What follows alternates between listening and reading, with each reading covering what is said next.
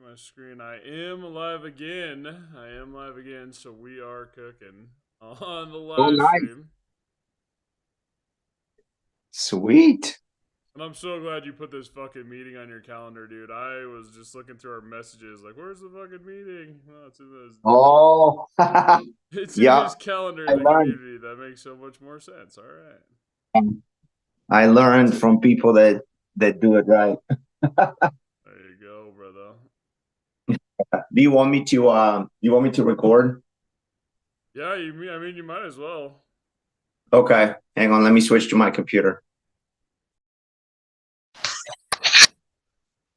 Oh man, I gotta get rid of this thing. Hang on. My background makes me look like the Night King. There you go.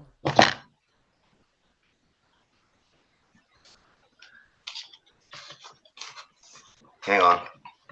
Do I look creepy or what? Dude, I love the ghost eyes, brother. Yeah, I'm trying to show. Here's my actual background. Yeah, all right. And that's because I don't have a green screen. When I overlay the two of them, then that's what happens. It says, you are going to the ghost world, my friend. Yeah. So let's see here. Camera. Get rid of my virtual background. None. Oh, I want to see a better one? This guy right here. Oh, bro. Look at that. Oops, yeah. Well, anyway. All Uh, snowy, huh? yeah, that's me, man. Really? I love me. I'm a snow guy. Yeah, I'm a snow guy, big time. Yikes. Get me to a beach, brother. Oh, Yeah, I know that. Well, beach is not bad either, but I want to get some dry, no water content snow. That's my best thing. This is the kind of stuff that you guys have over there. that fluffy Colorado powder will come on up. Yeah, man. Yeah, yep, yep. Got to be able to afford it at some point, though. We will. We will. That's our goal today, right? We're fucking Yeah, rolling. yeah, yep. Did you get any new community members last night?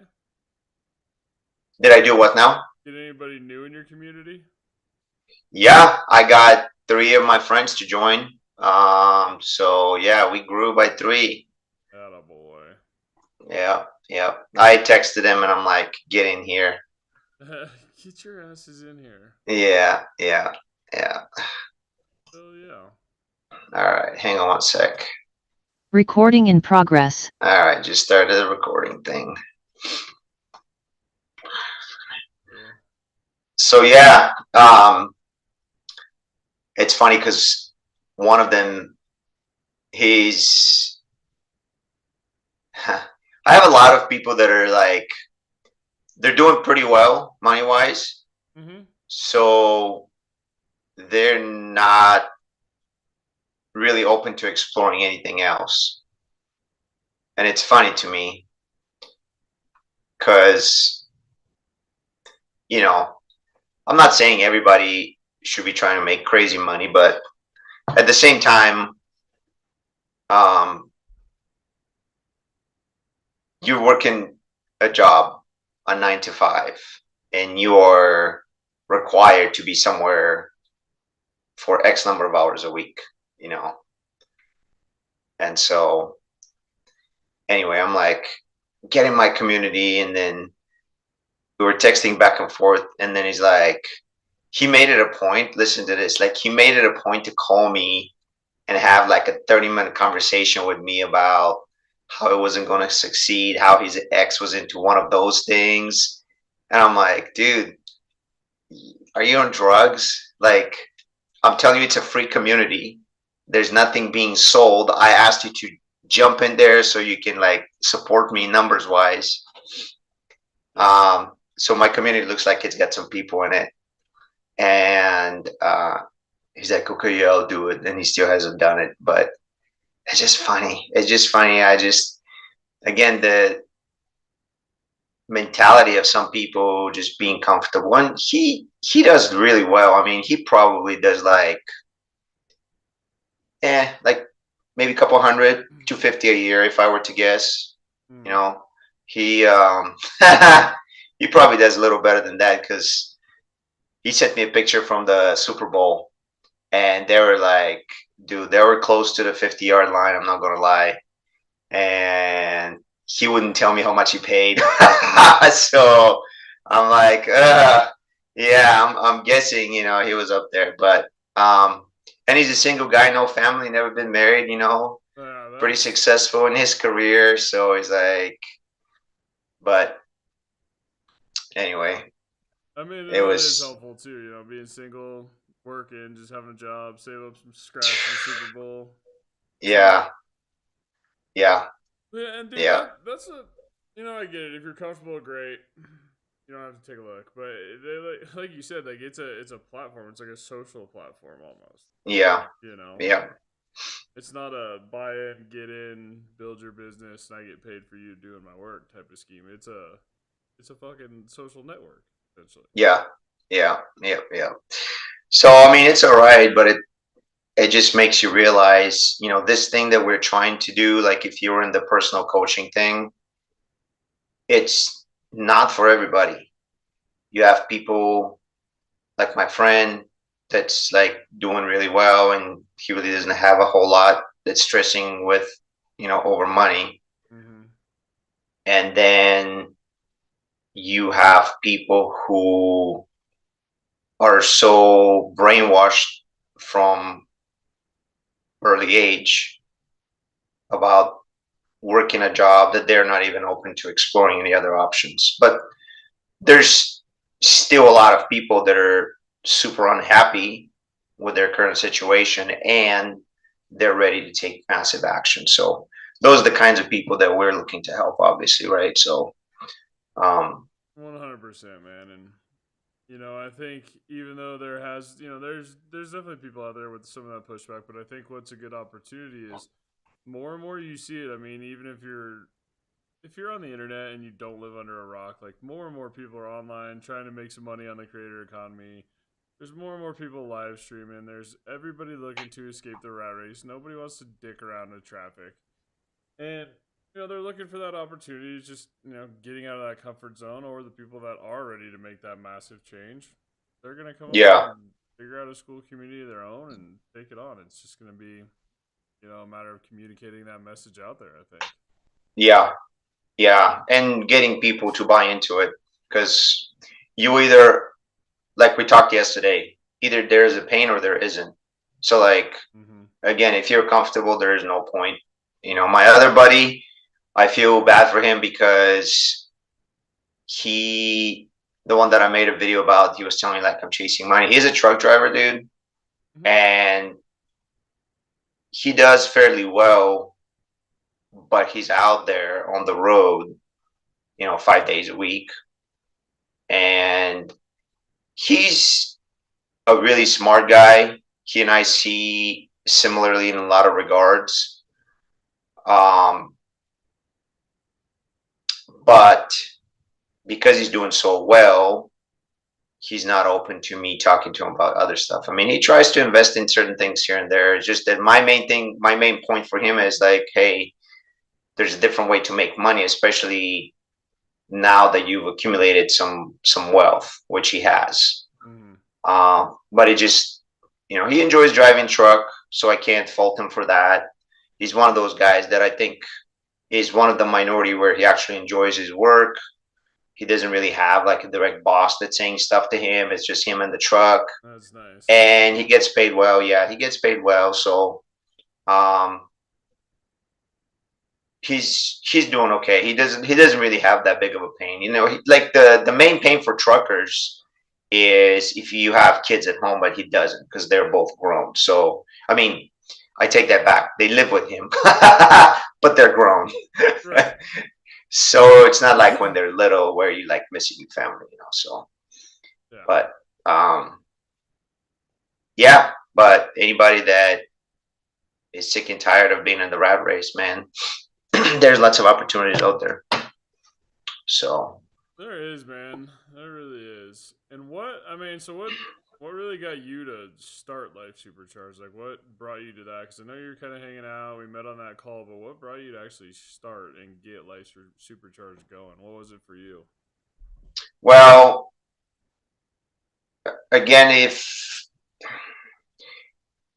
it started like the defining moment for me, honestly, and it didn't like back then. It wasn't like, oh, I'm gonna start this community, because school didn't come around for me at least until like a few months ago. It's like only 4 or 5 years old as at this point, but it's hard to say like how it started because a lot of things led to it. Mm-hmm. And the defining moment when I knew something was like really, really wrong in America was, I think I touched on it yesterday briefly, is when in 2008 the housing market crashed. And so my ex and I were both in that industry. We were making pretty decent money. And we ended up losing jobs. And after we lost the jobs, we ended up losing my primary house and an investment property. And said, thank Lord that we didn't have my son at the time. So that wouldn't have been that it would have been way more stressful. But that's when I started this like journey on personal improvement, self-development, reading, educating myself, because it didn't compute in my head how whoever they is, the powers that be, allowed this to happen to so many millions of people. And it was absolutely devastating, right? Oh yeah. Put a lot of people out of commission. A lot of people never went back to, being prosperous, and it wiped them out basically, right? Like divorces happened, families fell apart. It was just brutal. Mm-hmm. And that's when I decided that there is no status quo. There is no one set path. There's no like you work a job, and as long as you work a job for like 34 years, life's going to be good. You're going to be protected for any kind of like massive events like it happened, with the housing market. And that's when I realized the system was broken. And that's where I realized every man's out for himself. Mm-hmm. And you had to figure out a way. Remember how we talked about pain that you learn from? Well, that's the thing that's been driving me. And I always joke with people. That I am like your grandparents that lived through the Great Depression. And that's to say that the impact on my brain was so immense after the housing market crash that for the rest of my life, I'm going to live life totally differently Mm-hmm. than prior to that event. Yeah. Because you still have your grandma and grandpa that are scraping off the leftovers of the food and putting it in a container, whereas people that didn't go through that, like they'll just toss the dish in the dishwasher or the sink or whatever with the food in it, right? The trash, whatever the case is. So it totally changes your whole personality, your whole outlook on life, because it was so painful that you never want to live through it again. And speaking of that, one thing that I started noticing, which is absolutely insane to me, is that within, I would say, a very short while, because it took about 3 or so years for things to completely work themselves out of the system. All these houses that were in foreclosure, it took them about 4 years to get sold. A lot of places in the country, the bottom was like 2011, 2012. So like it started in 7, 8, but then it took 4 or 5 years to actually bottom out completely. And I started seeing within 2 years from the bottom, so like let's say 2014, 15, I started seeing the real estate market starting to appreciate by like 3 times, 2 to 3 times the normal appreciation. So we moved to North Idaho and nobody knew anything about it back then. Mm-hmm. And it was very, like, reasonable to live there. You know, the average house was like $100 a square foot. So we're talking like 150,000 for a 1,500 square foot home. You know, that almost doesn't exist anymore. No, Um, no. but we started seeing houses appreciating because we bought a house in 2014, and it starts appreciating at like 12% a year, 14% a year. So it means that people are paying those kind of prices. And then a year or two later, all of a sudden my house is appreciating another 15, 20%. And I'm like thinking to myself, that's weird because historical appreciation of real estate is about 4.5%. Okay. So it's slightly higher than the inflation. So like inflation is about 3%. Real estate is slightly above that typically. So this thing of people gaining massive equity in their houses, it is like a fairly recent phenomenon, like the last 6, 7 years. That's never been the case prior to that. For about 130, 40 years of them tracking real estate appreciation, it's never been this high. And so Wow. because I educated myself on it and I started learning, I was like, this is crazy. How come people are paying this kind of money for houses, right? Like, are you like, this house was 145,000 last year. Now you're okay paying 165 for a similar house. The next year is like 185, 190. And in that area of the country, the crazy appreciation started a lot sooner than most other places in the country, because most other places didn't start until like 2019, and then of course with COVID, Right. it exploded. But I always tell everybody in that part of Idaho, it was already starting 3, 4, 5 years prior, and I suspect it was similar in other markets where you would be able to buy a house for like $100 a square foot, because people a lot of times will move from like high cost of living areas to a low cost of living areas, right? If you can get a job, if you can get a decent job where the math makes sense, um, to give up a high paying job in a high cost of living area, right? But you move to a lower cost of living area, Yeah. and even though you give up some income from your job, it's still better overall. Yeah. Then it makes sense to move to a lower cost of living area. Mhm. And so it started feeling like 2006, 7. And the thing that was really surprising to me from like a human psychology standpoint is like, am I living like in a different world than all these people that are paying this kind of money? Right. Did we not just go through something insane because of crazy appreciation like this? Mm-hmm. So it was very bizarre for me to see these people just opening their wallets and starting to pay that kind of money for houses. And so I've always been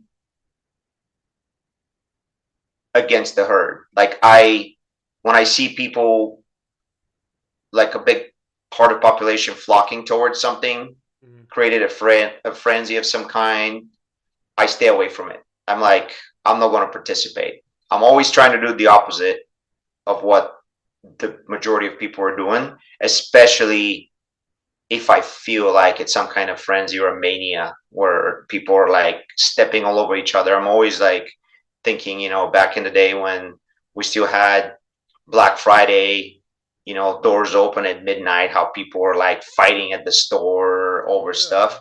That's the kind of stuff that I always have in the back of my head. Like, I refuse, like, I would never put myself in that kind of situation. There's nothing out there that, in my opinion, demands that kind of urgency. Yeah. I mean, So, especially few things. boring Yeah. spending. Like. Yeah. And, you know, again, there were a lot of things at the time that I'm sure I wasn't aware of, as far as, well, who are these people? Why are they okay paying this kind of money? I'm sure a lot of them were from, again, just doing this trade down, coming in from a higher cost of living area to a lower cost of living area. The only difference is back then you didn't have the remote job thing. So they couldn't bring their high paying remote job and go move to a lower cost of living area. So, I suspect there was something else at play as far as, making that move. And typically what happens is, let's just say, for example, we're looking at doing the reverse. You're considering moving from like a Midwest city, making Midwest money, to, let's just say, either New York or San Francisco, just an extreme example. And if you're making, let's say, 80,000 in the Midwest and your monthly rent, let's say it's $2,000. Well, you get a salary increase. Let's say you go to San Francisco and all of a sudden you're making 140, right? So that's like 70% increase to your salary. So you're making 140. But then just for starters, your rent now goes from 2,000 to like 4,500 bucks a month, Right. which is insane. Right. That extra $2,500 difference for your rent essentially almost wipes out completely after taxes your increase in salary. And then, of course, there's a whole bunch of other expenses. So you're actually going backwards. Let's say in the Midwest, you were able to save like 1,500 bucks a month. When you make that move to San Francisco and you get that much higher salary, you're going to be living paycheck to paycheck because of all the other costs that are increasing even higher than you increase in your salary. Yes. Cost of living, taxes. I mean, San Yep. Francisco, you're going to get killed. Right. So I gave an extreme example, but my community is all about mindset and being wise when you make these kind of life altering big decisions, right? I have a gal that I'm coaching right now, and she's trying to go from Syracuse to NYC. And so I had the same exact conversation with her. And I'm like, okay, I really want to make sure that the job matches the expenses. So you need to demand a salary high enough to keep your standard of living the same. Right. Ideally. Again, people can make a choice to give something up in order to move to New York. And of course, the intangible part is the opportunities, the potential opportunities that you might get in New York, people that you can network with. I'm a big believer in it only takes one person for God to put in front of you in your life, and it can drastically like change everything, right? Yeah. It's just that one mentor that you find, right? That's why we're doing this. All these communities, that's why I'm doing like the coaching, the mentoring, is because like, who knows who's looking for me or you right now? Right. And then they discover us, we click, and all of a sudden, like that person's life is never the same, right? So there are a lot of other things that are at play, but when people tell me that they're wanting to move to a big city, I always have this thing in my head about, and usually it's younger people and they're looking for like, to like mingle with other younger people. And I get it. If you're, in your early 20s, mid 20s, whatever, trying to start a family, I understand that. But there are a lot of other things that you need to consider. For example, let's say that you are wanting to go to Miami, like nothing but singles, right? Like, I guess. And you're willing to give something up, you're willing to give up money or whatever. Well, that's what we call opportunity costs. All the things that you're willing to give up is an opportunity cost. Let's say you were saving 1,500 bucks a month, 2,000 bucks a month, right? Now you have to give that up unless you find a job that is substantially higher that allows you to keep saving the same amount of money. What happens to your savings now? So if everything else is equal and you end up in Miami looking for your future spouse, now all of a sudden it's 1,500 bucks that you're not putting in your retirement account that you've been doing, right? So it's a hard decision, right? Because the Miami thing is kind of a gamble. No one's guaranteeing you're going to meet your next, future spouse. You could be there for 2-3 years without meeting them. Yeah. And then what happens if it's 3 years later?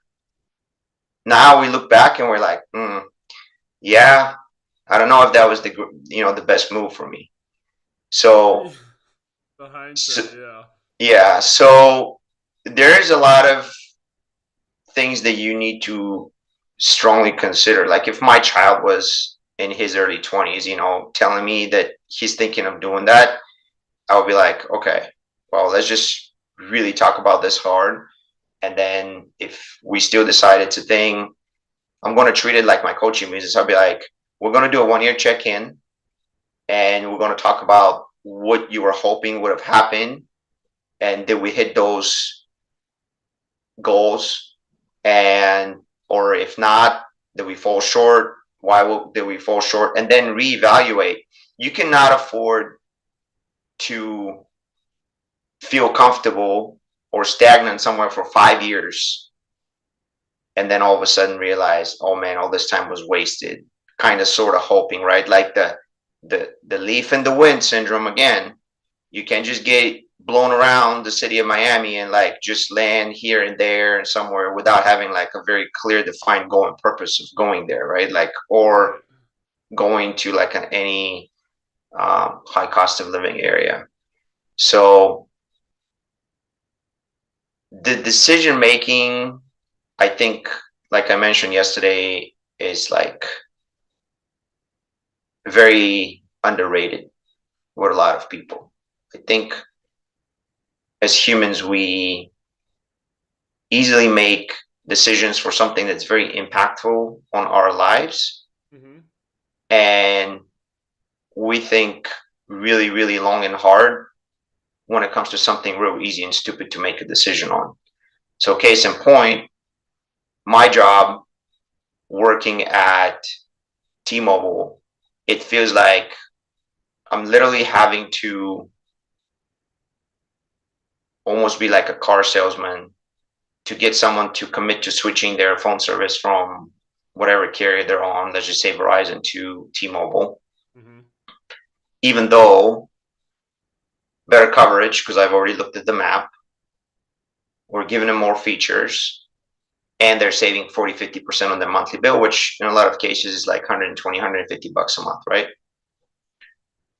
And it's amazing to me how hard it is for people to make that decision when I know for a fact that many people will literally drive down to a dealership having a $40,000 budget, and then they will end up leaving with a $60,000 truck that you have $1,000 a month truck payment,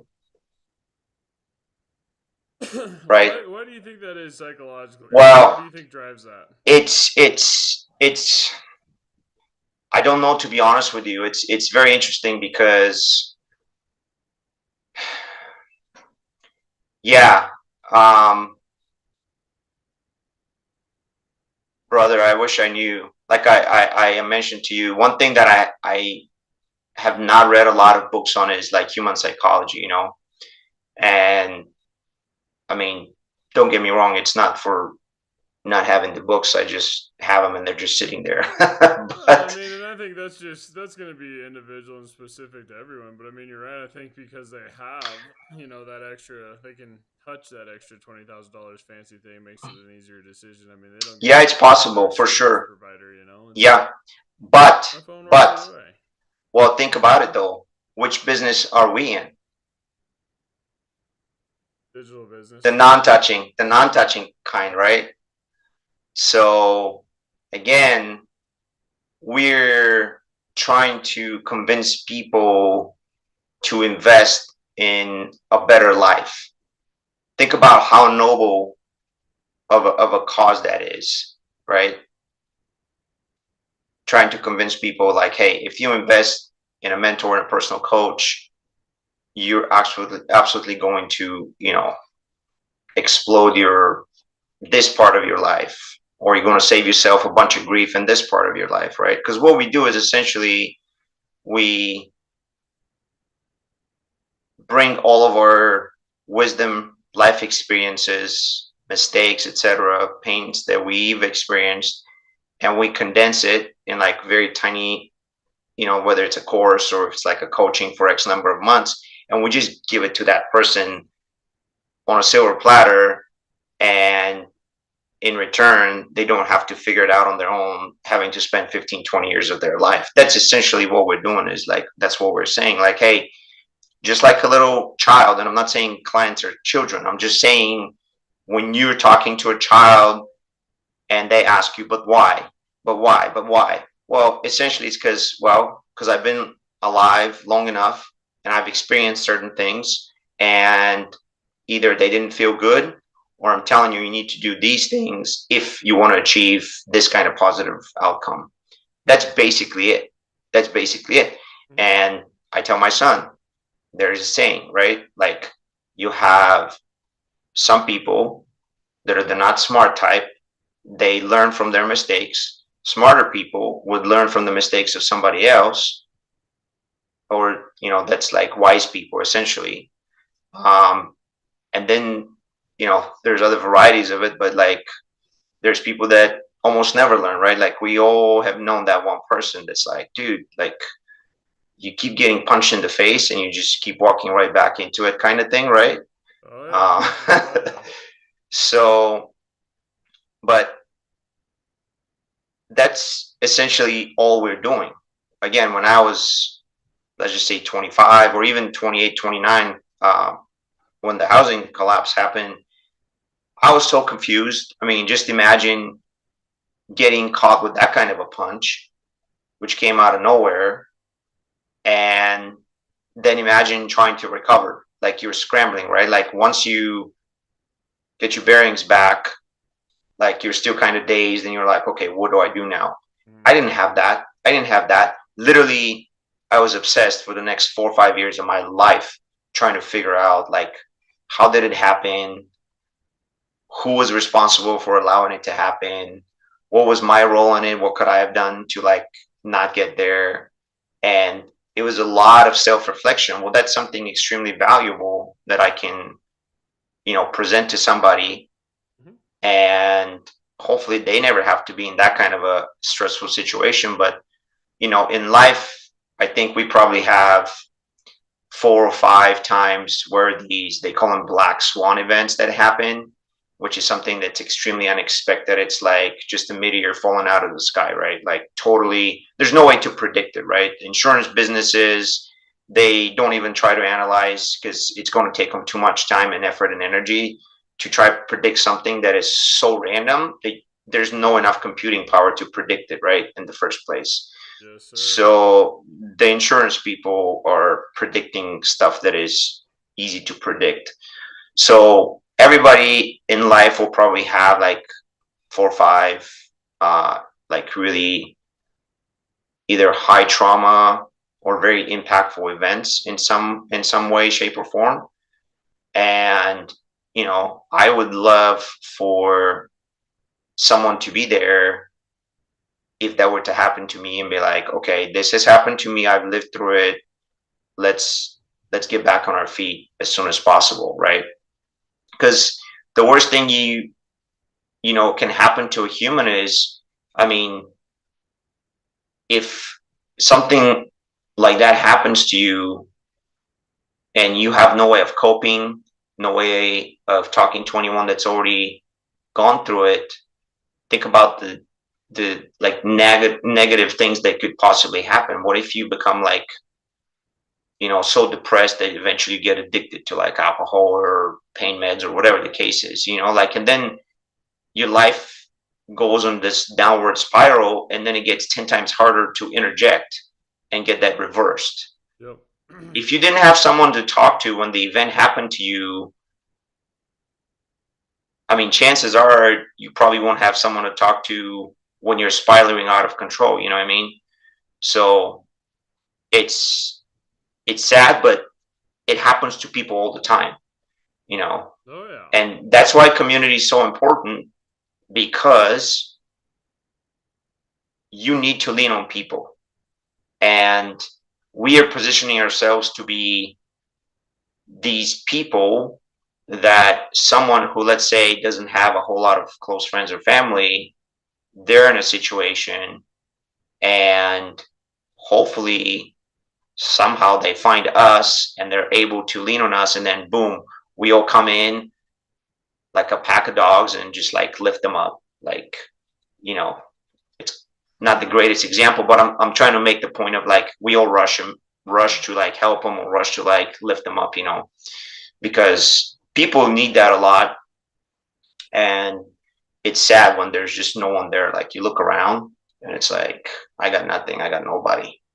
Okay, I got my bottle. Okay, I got, Right. drugs or whatever the case is. It's like, so that's sad that as humans we have to, experience these kind of things. Yeah. Well, dude, and I think you hit on it. I mean, specifically, our situations are somewhat similar just based on divorce with kids and going through that. And you're exactly right. And what I've noticed too is one, I mean, you find out you have some really good core group of people, like some really, really good friends, right? Oh yeah. Oh yeah. And then what was actually cool about the town I live in, there's a Facebook group called Dads of Castle Rock. And I was Mm-hmm. bumping around there and just meeting a couple people through that Facebook group or an online community like you're talking about, like with the value add you're bringing. And these guys have been fucking unbelievable. Like, cool, awesome dudes. Both went through a divorce too, right? Like, both have Mm-hmm. kids, both small business owners in Castle Rock. And just Oh. having those, and even though they weren't like the core group of homies or the core group that I've been with forever, they were people that had been through that situation, like you're saying before, with those years of experience. That it was like, these guys are nice to have in your corner because they're fucking good dudes. They've been through it, and you just gotta, really listen to the advice and go with them. And I mean, they're two guys that I still, I mean, very currently, right? Like my situation is ongoing, so they're two guys that I also still hang out with and talk to, and they're fucking great people to have around. So that is a big thing, and especially with the platform that school brings and having these platforms available and knowing that the internet exists. Like, we all go through COVID. This is the new normal. Like, we got a digital economy, and then you get out of it, and everybody's like, never mind. We got 5-year leases on our buildings. We need you to come back. And it's like, hang on. We don't need to. There's a different way to do things. And I think school has provided a very important platform because you can find those networks, you can find those communities, and you can actually, I mean, figure out a way to monetize, your passions. And that's really a cool idea what they've done with the platform. And I mean, especially with what you're doing, there's, not a lot of opportunity, especially for men out there to have any type of community or any type of group like that. Yeah, because the sad thing with guys is we're so closed off all the time. Mm-hmm. Like, it's hard to get a guy to make a phone call and much less meet in person. Right. And, you know, I'm definitely not a fan of it. Um, in fact, since you brought up Facebook, I think that Facebook is like a shell of the original idea that it Yes. was designed as. It was designed for community, and it totally made people not connect with each other. At the end of it, it's all about you browsing through your feed and looking at stupid stuff, Mm-hmm. as opposed to browsing through your feed, seeing your friend did this or did that, and not posting on their comment, but like at least texting them or even calling them and be like, "Hey, I saw on Facebook that this what happened." Da da da da da. How many people do you know that do that? We've gotten so lazy that right now we just do like a little thumbs up or heart on their post, like even on If you're weddings, lucky. right? Like If you're someone's lucky. gotten, yeah, got married, and you're like, it's like, man, I didn't know about this. I'm finding on Facebook. Like back in the day, they would have kind of offended a lot of Right. people to not know about it. Just find out on Facebook. To me, it's almost like a slap in the face, depending on how close the person is to you, right? Um, so that's why I like school, because school actually hits the rewind button on the Facebook idea and goes back 20 years to where it was designed to be a community type thing. Yes. And I have legitimately on school, you know, nothing against young kids. There's a lot of kids that are very driven on school, but they don't have that uh, individual connection with another human that we are aware of, you know. Mm-hmm. And one time there was a kid that was trying to, uh, either invite me to his group or help me with something. And I actually bought into the fact that he could, in fact, help me. So I'm like, okay, I have some questions. Let's jump on a call and discuss it. And the kid literally like started giving me all kinds of excuses. And then I was like, no, no. If you cannot talk to people, like that's where I draw the line, right? We all have certain things where we would just be like, okay, I'm not going past this, right? So you draw a line. And so I was like, no, dude, like you cannot be in sales, you cannot be, helping people or in the people business in general Mm-hmm. and be afraid to talk. Like this is unfathomable to me. So we all need to have certain like parameters that we're not willing to sacrifice, especially in business. And I did make a mistake. I actually had someone that is an 18-year-old that I paid a lot of money to for a certain kind of coaching. And the funny thing is that, in all fairness, I didn't put in as much work into it as I should have, but I did communicate with them throughout the whole time. I was letting them know what's happening. He was trying to win the school games.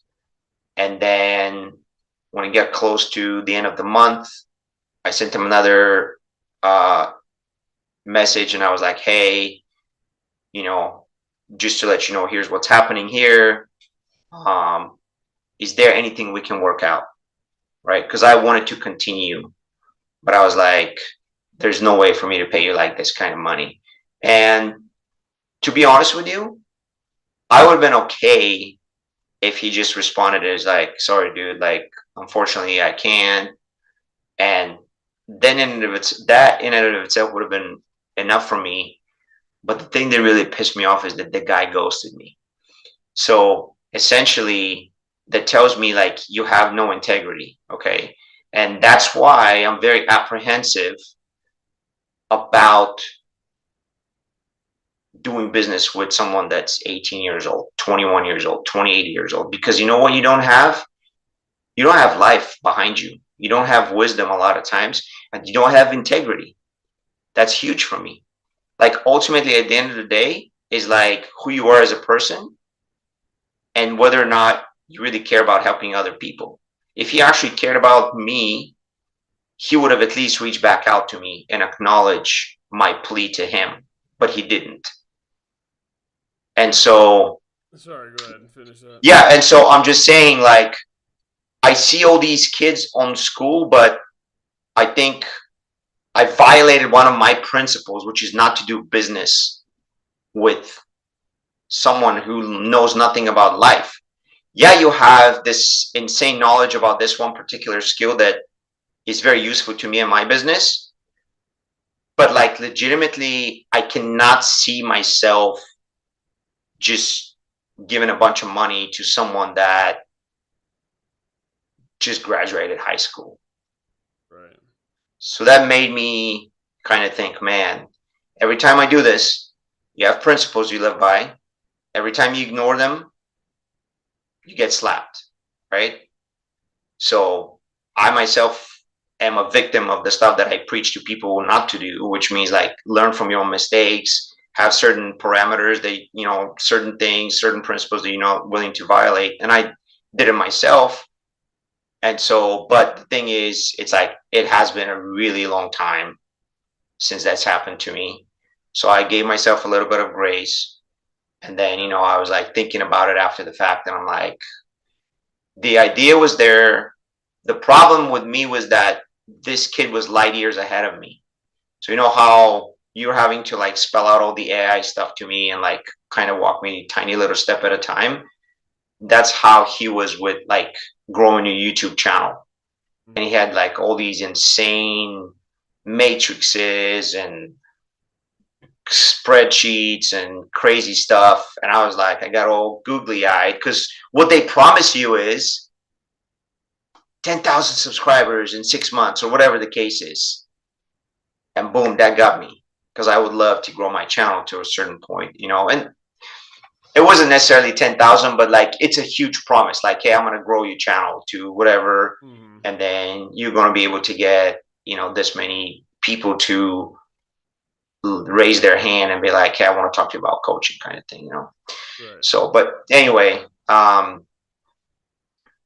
so you have to stay true to your principles. Like the thing that really upsets me is like how we're normalizing so many things in this country that never used to be normal up until like even 10, 15 years ago. Well, dude, even what you're talking about, like, okay, just for that example right there with the younger kid in the school games community, like, this is a consistent issue that is more and more common that at least personally bugs the fuck out of me. But like you're saying, like, people are scrolling social media, right? And a lot of times they're scared to even engage with a like or a comment because it's like, oh, and then they know I was looking at their picture and so and so. Yeah. It's Yeah. fucking crazy. But then at the Yeah. same time, there is no expectation anymore to respond to people, to communicate. Yeah. And like people pretend like, oh, I didn't see your text message. It's like you're on that fucking phone 18 hours a day. You got the text. I know how, like, it's technology. It's 2024. Like, you get the text. You Yeah. just chose not to respond. That's Right. almost the common denominator these days when it comes to communication. Like, one, either you don't know what the fuck to say, or two, you just ignore it and pretend nothing fucking happened. And so many people are living in a false reality. It's fucking Yeah. insane. Well, yeah, again, I you have to make a decision to not accept these things as normal. Mm-hmm. And the reason they're generally accepted as normal is because not very many people made decisions to not accept it as normal. So in Right. other words, there's not a lot of people like me out there. Like if there's no pushback towards something that's they're trying to present as normal, like the stupid masking thing, right? Right. So many people just did it. They just did it. There was very few that pushed back. So that was the problem. That was the problem. When there weren't enough people that were loud enough about pushback, now that's how things get normalized. And I don't even want to go in other examples about other things getting normalized, but I mean, let's just say, Right. you know, yeah, I don't want to bring COVID. controversial stuff up, I mean, but I will. I don't give a shit. COVID yeah, alone. COVID alone was just like there is so. And don't get me wrong. This is with all due respect to people that had a bad experience, like you're saying, but yeah, so many fucking people are just fucking sheep. Like nobody went outside, looked around. Like I was hanging out outside. Like all my neighbors are outside. Like everybody, yeah, nobody I know is having a problem. I was yeah, working in Denver, and our office was still open, but like nobody was really down there. There was like 3 people in the entire city. Like the entire world was just like, oh yeah, I guess the old COVID's here. We better put on a yeah, mask, buy some toilet paper, and hide. Like yeah, that's gonna yeah. fucking do something. And nobody Well, just looked outside like this is nothing's happening. Dude, we had a baby during COVID, and the fucking hospital was empty. wow, It was the greatest hospital experience of all time. I mean, our son yeah, Mike. This is how empty the hospital was. My daughter, my oldest daughter, so she had just got like a training wheel bike. We were teaching her how to ride a fucking bike in the hospital parking lot because it was yeah, so empty. no cars, yeah, So the sheep mentality, yes, is absolutely crazy, but that also brings up, another good point. And this is especially for school growth, since we're kind of talking about that as well. But one thing I noticed that I'm not doing, and I need to do a better job of, is I mean, they literally lay out the fucking roadmap. And this was fucking bugging me last night because I was like, I can't believe how fucking obvious this system is. And I'm not even fucking doing it. Like they literally lay out. That's why they say it. Like copy the Yeah. exact steps. So today, what I was thinking I was gonna do is I was gonna go through Andrew Kirby's high ticket synthesizer school Hmm. and map it out because I think and this might be something you could think about too, especially with what your offers are. Hmm. I need to have a better high ticket offer, right? So, Hmm. I mean, what I do, period, is I develop web apps. Like that's just what I do. They are AI powered, but I think in that regard, we should take a look at how we present our high ticket offers, how we structure our schools.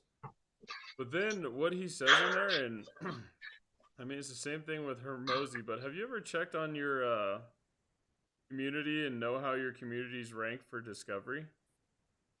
Yes. So you've looked at that, how like it's Yeah. engagement and new members and Well, no, no. So what I've checked into is not the specific component of what number I'm ranked. I've only checked to see what number I am actually ranked. So like 9,500 something or another. okay. So you know the metrics you're talking about in like your own community, right? Like in your settings. Yeah, yeah, yeah. Correct. Okay. Correct. Engagement. Yeah. So what I had, and like I'm just sitting there last night and I'm like I'm pretty sure I just joined Hormozzi's affiliate link for school. Like he's actually probably Oh, in it, right? That's what I'm thinking. And I don't think he's anywhere on school. he's the school games. That's his community. Oh, oh, oh. Okay. Right? So that's what and I could be Does he wrong. post though? Does he post? Oh yeah, they I've have never like seen him. weekly meetings, they do the whole nine, right? Okay, gotcha, gotcha. So I'm Okay. thinking like, is Hormozy actually just playing the school games? Because I think school was I think developed by that other guy. What's his name? Sam, Sam. Sam. Yeah. Sam's a fucking genius. Oh my gosh. But I think Yeah. when Hormozy's like, yeah, I bought into school games. This is, Yeah. I think it's actually like he's just playing school. Like that's his school community that he's playing with, right? Well, wait a minute. In order for you to be part of the school games, That's his community. you have to sell a certain number of, but his community is free, so he's not getting money from it, Well, maybe, but other than the recurring rev from people subscribing. But remember, in the school games, there's two separate things. One is how much money you're making from affiliates, creating a school community, mm-hmm. and then you have the one where you sell memberships or people signing up for your community. But riddle me this, Batman. Because, like, think about it. So the platform is just school.com. And if Yeah. his community is the school games, he's putting on those challenges. And, the trip to Vegas is the bonus offer for his own community. So, and I could be wrong. That was just a theory, but Yeah. that's what it seems like. And then what I'm thinking is like, one, well, we need to get the high ticket offer going for sure. But two, I mean, they both mentioned it in there. And this is something that I've been particularly missing out on when I've been developing this fucking web app because I need to get it to work. Can't sell a product until you have a product, right? But Yeah. now that it's working, it's like, all right, what's the biggest thing you need to do? And it's drive fucking traffic, massive Right. outreach. And both Kirby Mhm. and Hormozy, because I mean, it makes sense that I think Hormozy would have his own community. Like, if you're going to buy into school, you just paid the $90 and then he gets a shitload of people to sign up because he's got a massive following on social media. Great Mhm. business model. But what I'm not doing, or what I wasn't doing, and I actually started, I think probably 2 days ago because I finally got the web app to fucking work. But now it's about outreach and driving traffic. And how can we do that the best way possible, most efficient way possible? Because at the end of the day, it all comes down to the same thing. At the end of the day, most businesses run on sales. You're going to need sales first. Mhm. And Kirby, especially in the high ticket synthesizer school, talks about that. He's like, man, when you're growing a community, you have to have a massive amount of outreach. Like, nobody knows who the fuck you are. Correct. Like, I do these live streams, I do all this to try and drive some traffic, but it's not going to catch until when you either have a schedule or you have a massive, massive amount of outreach, and you still have to have the one-on-one meetings. Yeah. So that was the focus shift that I was gonna rock and roll with today, is just massive amount of fucking outreach. And then what I wanted to show you too, let me show you, because I think this would be Oh, I gotta let you do the thing. Hang on. Multiple. Yeah. see if you're open to this idea at least. Well, one thing that I know for a fact that people were doing, because I've been coached myself to do it, is to reach out to 100 people a day. Oh yeah.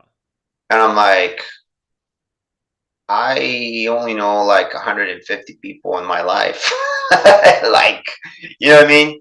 I mean, not 150, but basically, if I were to reach out to 100 people a day, literally, it would take me probably like 3 days to get through all the people that I know. So then my question is, how do I reach out to some strangers at 100 a day pace? Like, I have not the slightest idea. You know what I mean? Oh, okay. And they're like, oh, cold This DM on Instagram, cold DM on X. I'm like, that's not my thing. Like, Yeah. I like more of a connection. You know what I mean? I like more, I would much rather it,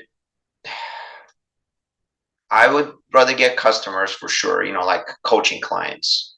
Right. But I think the YouTube channel, and you're in a YouTube community, aren't you? Like one at least that helps you grow your YouTube channel, or no? No. Yeah. So I joined a school community called Carl's Community. I think it's like YouTube Okay. or something. But yeah, it's a Oh yeah. Okay, I'm in that one too. The South African guy, Carl, right? Yeah, I was asking him about some live tips though, and I didn't hear anything back from that community. I'm a little surprised on that. Usually, hear from the Oh, community. yeah. I actually put a GIF in that specific post of yours Hell yeah. as a reply, just to like get them to see the notification again. But yes, I noticed that it had been like 5 days with no reply, which you're correct. They're usually pretty good. But regardless, I want to use my YouTube channel to obviously build my credibility, build value, or show people value, get known, a little bit, and start having people contact me, and be like, hey, I saw your content. It really spoke to me. I'm in this part of my life right now, or hey, I've been struggling for the last 5 years to, get XYZ achieved. I hate my job, kind of thing. Do you have any ideas? Like, I would love for that kind of thing to happen. I don't know if I'm naive in thinking that the pace of it is going to be faster than what it's actually going to be. You know what I mean? Dude, Like, if I get 2 or 3 people like that a month, I would love it, as opposed to 100 cold outreaches to complete strangers that are going to be like, go pound sand. You know what I mean? Like, who are you? dude, I get 20 of these. I don't know, Go ahead. man. I think honestly, and I don't mean, I'm sorry, I don't mean to cut you off, but honestly, I think Hey, good. with what Kirby has been talking about and like what he's been teaching, I've been following that high ticket synthesizer because it just kind of it aligns more with what I offer as far as products and services.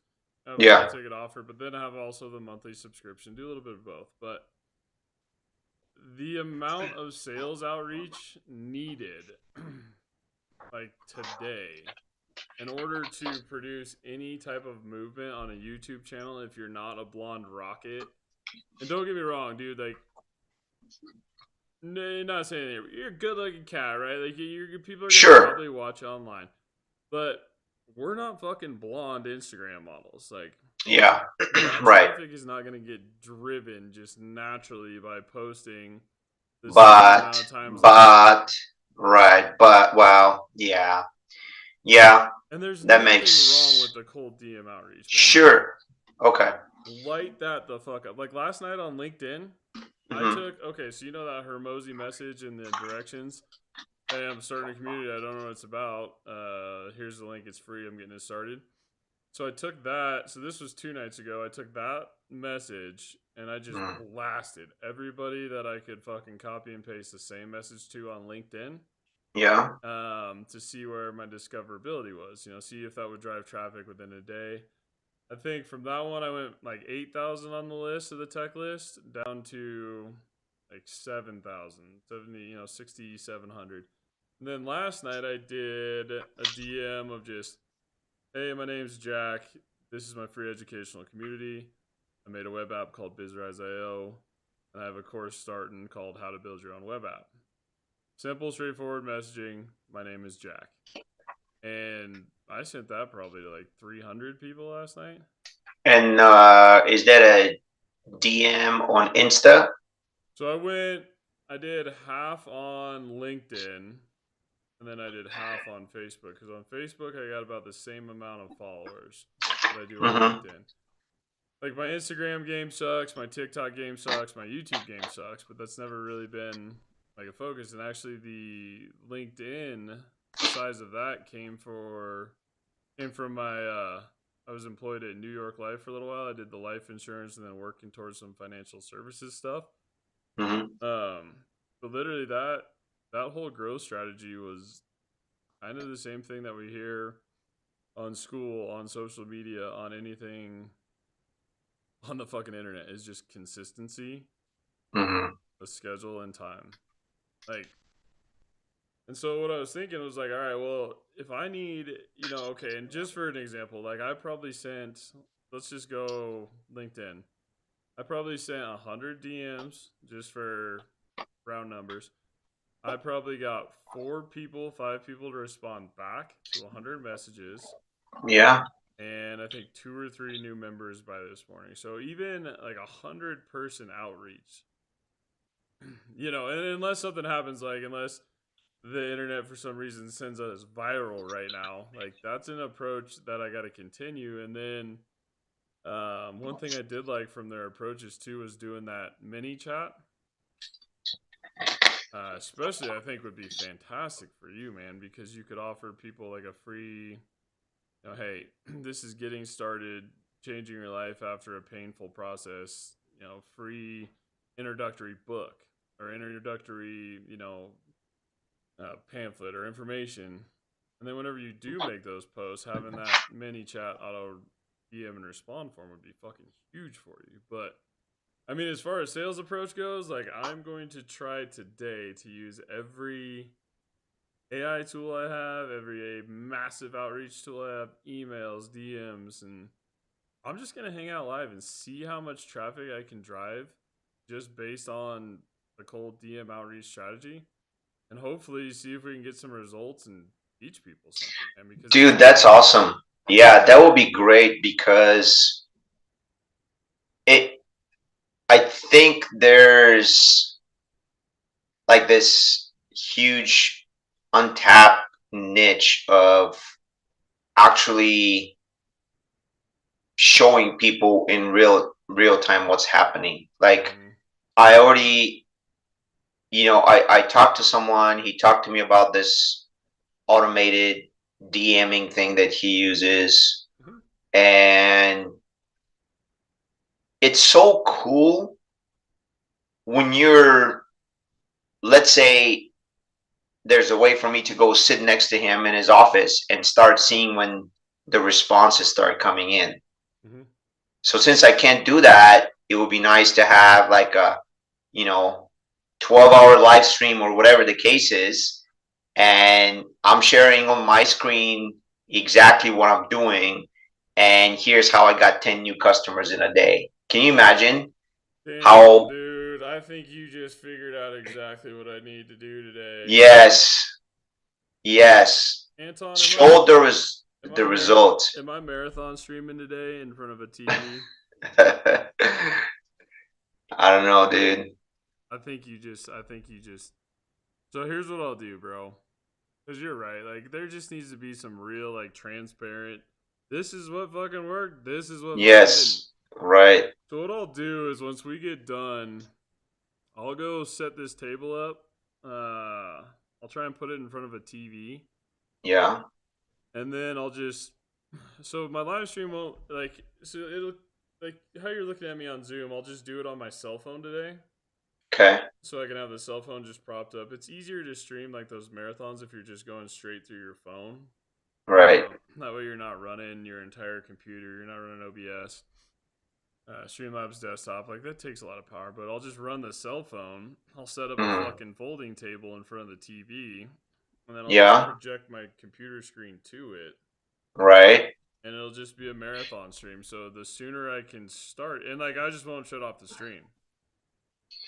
Yeah. And basically, so what you want to do is you want to be like, okay, this is who I am, and this is what I'm trying to accomplish. I want to get X number of people to join my community. Let's see if I can get 10 people to my school community. Mm-hmm. And this is what I'll be doing in order for me to get those 10 people. Okay, so and just live stream it. let's set a goal. Let's do it. Let's just fucking do it right now. Like, how many people? What's a goal that I should be shooting for to join? And let's not make it 10. Like, let's make this fucking. Let's make this a challenge. And I can use any resource as far as DMs, AI. Yeah, because people that are watching you, essentially, all you want is for people to believe that I can do it too. Yeah. Because not everybody might have like all 5 accounts set up. Like I as okay, again, one of those principles that I would never, never, ever, ever, ever do is like I don't touch TikTok. I never will. I will don't care how much money it costs me. Yeah. I just China, I got a thing. I know exactly what they're trying to do with this app. I know how much data they're mining. I know, in general what they're doing. So like I just have a huge issue with TikTok for that reason. Plus the way they run uh, the app is the same way they're running their country. And I refuse for my account to be banned multiple times for literally no reason whatsoever. No explanation.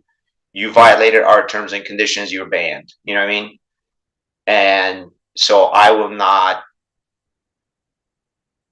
participate in that. Like that for me is like a line I draw, like what we were talking about earlier. Dude, I gotta tell you this before we go any farther on getting banned, and I want your honest, shoot from the hip, Anton opinion. I always do, yeah. Okay, so you talked about getting banned from TikTok. So when I was initially starting out into AI, the thing that I figured out is we talked about it last night. The more the interaction, the better your AI gets, right? Yep. It trains on every conversation. Well, teaching the baby.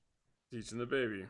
The number one is I had made a dating. So there's like with these chatbots, you can make what's called generators, where it finds like, hey, generate the best date night idea within 10 miles near me. It's a cool little feature. You can just base it off locations and use AI. But I made a dating app one, just kind of like, hey, find a cool date night place.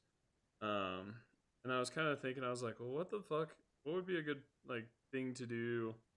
As far as the dating scene goes, because where's good date nights, all that. I was like, well, I want to train an AI on, helping people with relationships, helping people with dating. And this is gonna sound like a roundabout bullshit, but anyway, I had started an OnlyFans account because it's fucking OnlyFans. Now, while I'm on OnlyFans, this is the only place in the world where you're going to get that much engagement from females directly in DMs.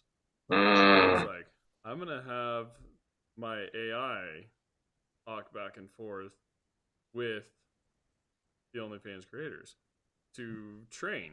And I was now, you know that those DMs are not from the actual women that are on camera. It's just like some kid in Sri Lanka or whatever. Yeah, or an AI, right? But at least you're getting back and forth feedback. That's the number one problem to get back and forth feedback. But I was doing a tutorial on, gosh, what was it? Like a Vertex AI search.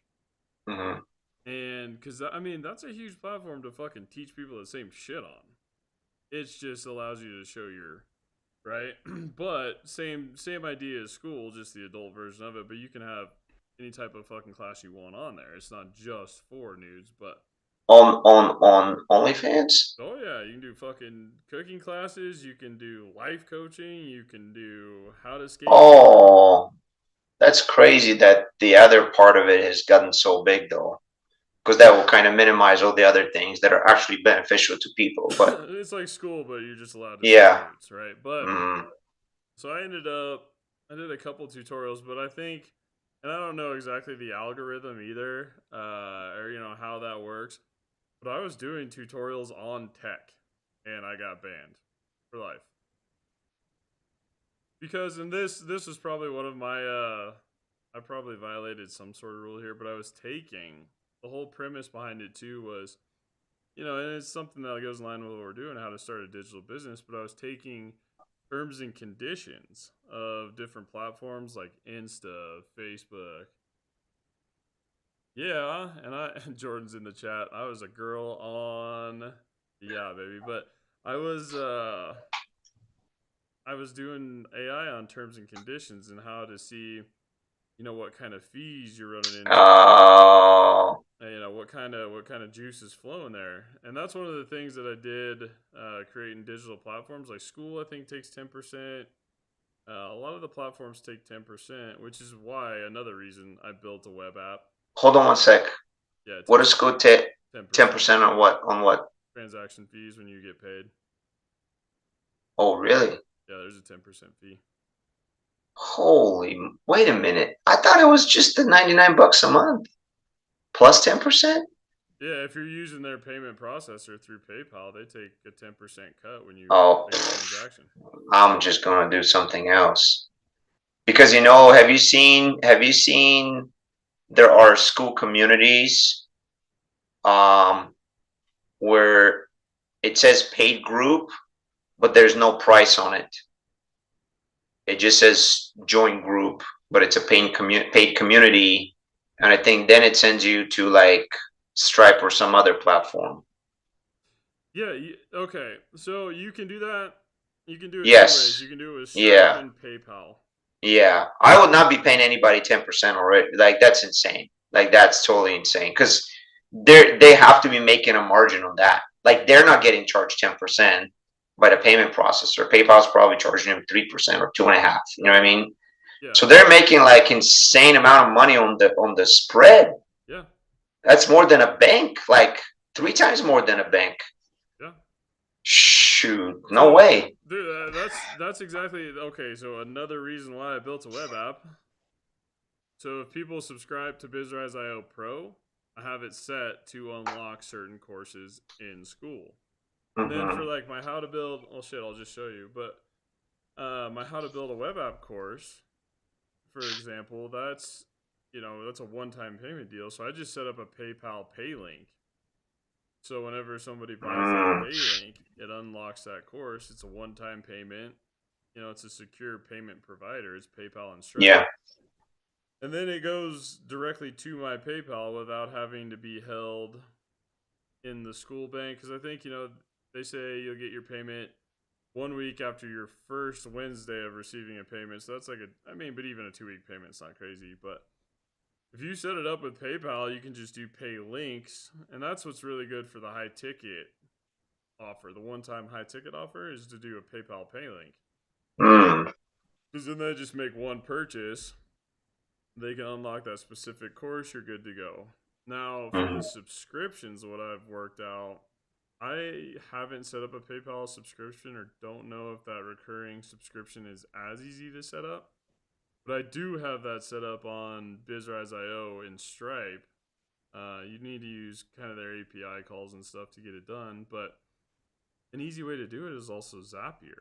Like you can just click, click, click, and you're set up. So it'll save you 7%. Yeah, I wouldn't pay anywhere near 10%, especially on a high ticket. If I had like a $39 a month monthly type thing, 59, whatever the case is, I'm okay. Yeah, the convenience of that, fine. But I would not be doing on a high ticket item. There's no way I'm going to give them up that kind of money. I mean, that's crazy. It's like sales tax. You Dude, know what I mean? 100%. And that's why I was pumped about school at first, because I was like, Yeah. damn, this is a cool fucking platform. Because I had initially, I don't know if you've ever heard of Gumroad. Yes. Yes. Okay, so Gumroad, I have a fucking tutorial library there because I'm thinking, Oh, nice.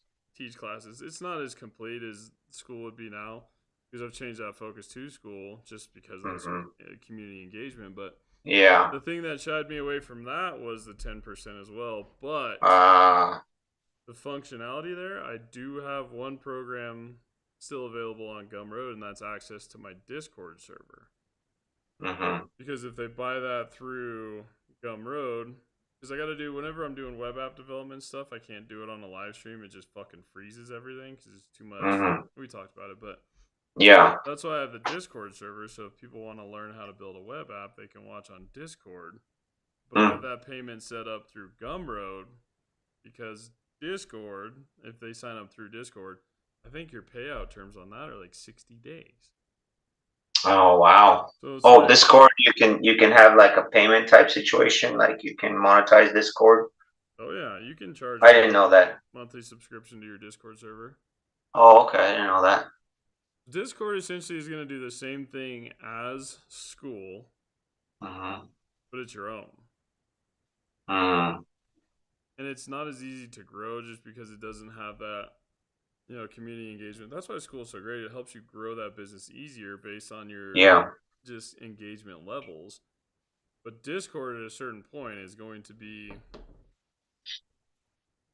your server, right? Yeah. That's going to be like essentially, I mean, outside of going and developing your own app, because like with Flutterflow, I can put a live stream called Mux Live Stream on it. I just haven't because YouTube exists, right? But outside of building your own app, a Discord server is probably the number one place to have the most control over your own stuff. I mean, they're still going to have all your data, all your information. There's no way not to. But at least that's your server that you have control of. Yeah. You definitely need to start moving in the direction of controlling your stuff. Because the way it is right now, once again, it's normal for them to control our intellectual property. And that will never be allowed in the business world. Like, nobody ever would allow to have a business with like this, successful or high value intellectual property, and they're not going to allow someone else to control it. Like, that's insane. You know what I mean? Like, Michael Jackson's songs are Michael Jackson's songs, like, how are we going to have somebody else take control over them? Right. I mean, unless the family sells it one time to somebody and then they, but it's something that way too many people are accepting of. There's not enough people that are pushing back. There's not enough people that are, being loud about it. And so once again, like many other things in America, you experience that frog in the boiling pot of water thing, right? Dude, and honestly, I think, especially with, having copyright laws and making sure everything's yours and making sure everything's legit these days, that's also another, and especially with AI, man. That's why I know I harp on it like a broken fucking record, but I think it's so vitally important, not only just for business promotion or just for school community growth, but I mean, if people don't start going live, like the sooner you can establish that authenticity, the better, because that is like the rapid pace of development and learning and movement and technology that's going on behind the scenes. Like the shit that I can just do personally with a MacBook, to learn with different AI. Like, imagine what fucking Google's doing, or imagine what like a mid-range size AI development company is doing. Like, And the only way that people are going to be able to do anything to say online, this is real, this is authentic, this is me, is Mm-hmm. to do a live stream. Because what cracks me up about some of these school communities, Oh, okay. what cracks me up about some of them, like, and don't get me wrong, I'm not trying to hate on their business model by any means, but there's a lot of people still out there selling fucking like templates. And it's like, Mm, wake up. Like, world, like, here, we have fucking machines learning. And these machines already know the power of the internet.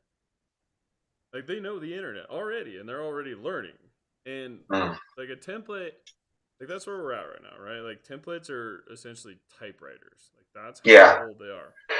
But people, the best thing that you can do to counteract any of that going forward, especially with AI, especially with products, especially with a digital presence that's going to be a main driver for online business, to prove authenticity. Like, that's one thing I know that people cannot come after me for, is anything used on a copyrighted deal. Because if Mm-hmm. anything's there that isn't publicly available to be seen, I did it live. And that's the important thing that I think a lot of people got to realize going forward too as well, especially with technology, with digital creator economies, with platforms like School. The more you go live, one, the more you're going to be established as authenticity sooner than later. And then two, in about 6 months or to a year, when every single person in the world is like, okay, that's AI, that's AI, I know that's AI. Like, it's cool to use for marketing, but people don't really like it. They just like, like fancy pictures and shit that it makes, but it's not going to make them money. In order to make it effective, like digital businesses, it's just got to be a live stream, authentic deal. Because if not, who's to say it's not fucking fake, right?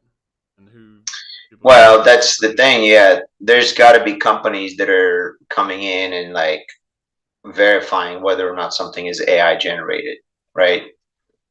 I mean, when I generate it on AI, the AI company does, but between me and you, you're not going to have a clue.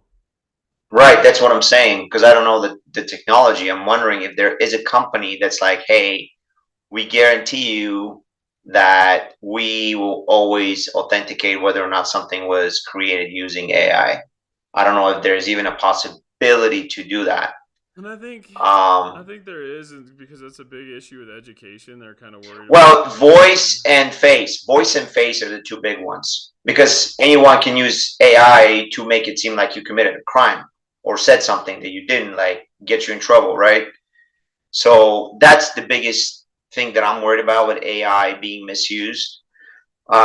The other thing that you said was that what were we talking about? I wanted to make a point on it. We were talking about the AI.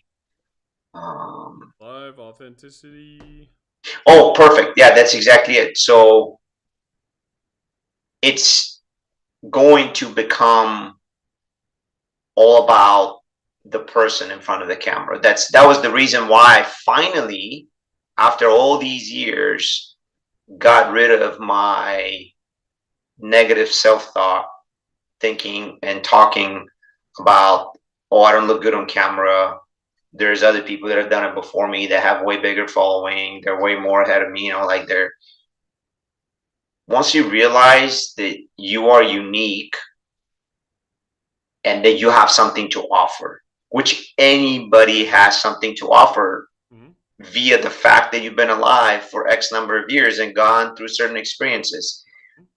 You owe it to these people that we talked about, whoever is waiting for something to just pop in front of them on YouTube and be like, okay, that's exactly what I needed help with. This person just like literally just told me the map on how to get out of this situation or what to do next, whatever.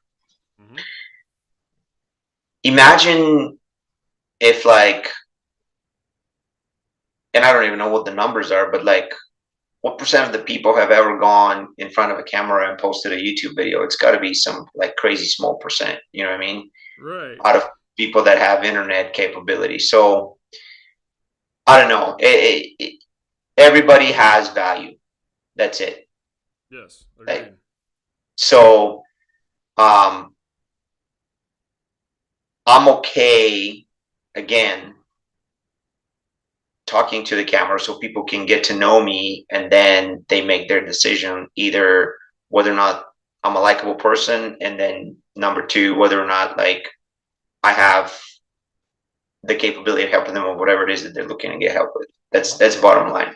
Like, you sell yourself as being like a decent person. Like, that's always my starting point. Like I even said yesterday, if someone comes to me and throws like, thousands of dollars in my face, be like, yeah, I want you to coach me. I'll be like, I don't know you. Who are you? You're just some person with money. But Right. like, I got to know some more about you before I start coaching you. Aside from the fact on me determining whether or not I can help you, I just want to know what you're about, like what your story is. Mm-hmm. If someone's like, oh yeah, like I did all these things in the past, and I just got out of jail for some kind of like felony, and I'm like, sorry. Like, I'm not trying to judge people, but there's just certain type of person I just don't want to work with. You know what I mean? It's just not always about the money. That's the main thing. Yeah. And the one thing that um, I used to get upset about, and I kind of still do, is when someone's trying to sell you something online, and rather than being upfront about the price of it, they're like, book a call to see if it's a good fit for you. And it's always irritated me, because it's like, okay, listen, you have an offer. Tell me what you're able to provide, and tell me how much money you want for it. Because when someone tells me, let's book a call to see if we're a good fit, if I believe that that's legitimately what's happening, I don't mind booking the call. But I have this thing in my back of my head that they're trying to get a feel for like how much money I have, and then they give me different price based on like how much money you have. That's the thing that I feel is extremely disingenuous, right? Like, Amazon has this pricing model. I forget what it's called. Not adaptive pricing, but some kind of pricing that like the algo will analyze like your IP address, geographically where you are, zip code, and stuff, like dynamic pricing is what they call it. And then they'll give you like a different price Mm-hmm. based on what the AI or algo thinks that you're like making money wise. And that really irritates the shit out of me. If I feel that someone's trying to get me on a call so they can get a feeling for whether or not they can charge me $1,000 for something that they normally charge someone 500, like I'm not doing that. You know what I mean? Yeah, you So would hope that's not the case. And anybody saying that type of stuff, like, let's just jump on a call to make sure, it's like, that's kind of beginner basic sales language. So you would hope that it's no, not. you're starting to see a lot of gurus doing that too. A lot of big people. Oh, dude. They're like not giving you the price up front. I hate that. Yeah, and to me, it's like you're not confident either in your capacity to deliver or in your Mm-hmm. product or something else. Like, be a man, put a flag in the ground, and stand by it. Like, be able to say, I'm charging you X number of dollars, and here's why. Mm-hmm. Because of what I believe the benefit is that you get from coach working with me or me coaching you. Don't be like, oh, let's get on a call and see. Like, what do you like? You're gonna ask me like, where do I work? If I work full time, how much money I make? Like, you know what I mean? So, but it's becoming more and more prevalent, though. I've seen it. I follow up a few real estate guys because I'm into real estate investing. And one of the guys, I was extremely disappointed when he had a webinar, and then he's like, "Only 20 people I can work with, so call us and see if it's a good fit." So anyway, again, if we we get on calls to make sure that someone's a good fit for us, like in my coaching. But that's for the exact reason that I mentioned to you earlier.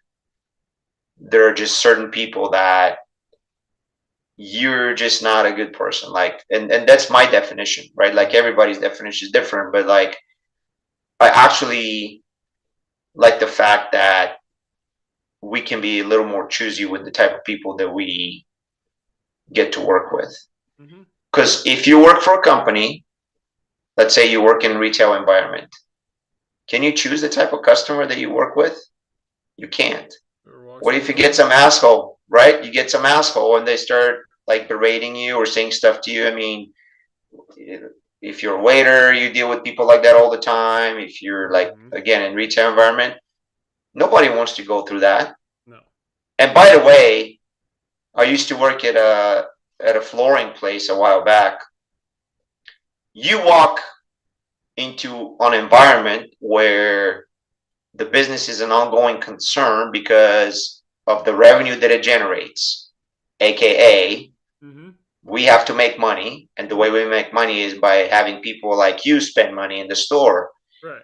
You can't walk in a store and start getting irritated with the salesperson for coming up to you and saying like, hey, what brings you in today? I didn't say, hey, let me show you this really expensive product that I think you're going to love. I didn't come to you and say that. I said, what brings you in, so that I can start then, based on your information, make some recommendations about what you want, what's going to work for you best. Like, that's my job, is to be a consultant.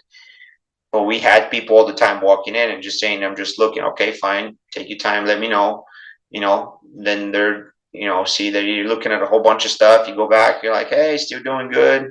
Yeah, I told you I'm still looking. And then they leave, right?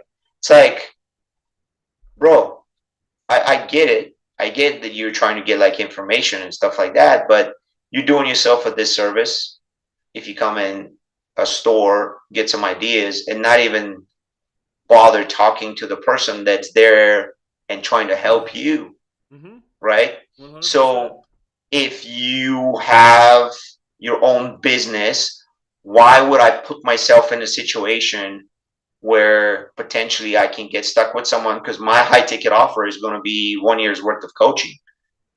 And a lot of people are telling me like, dude, a year is a long time.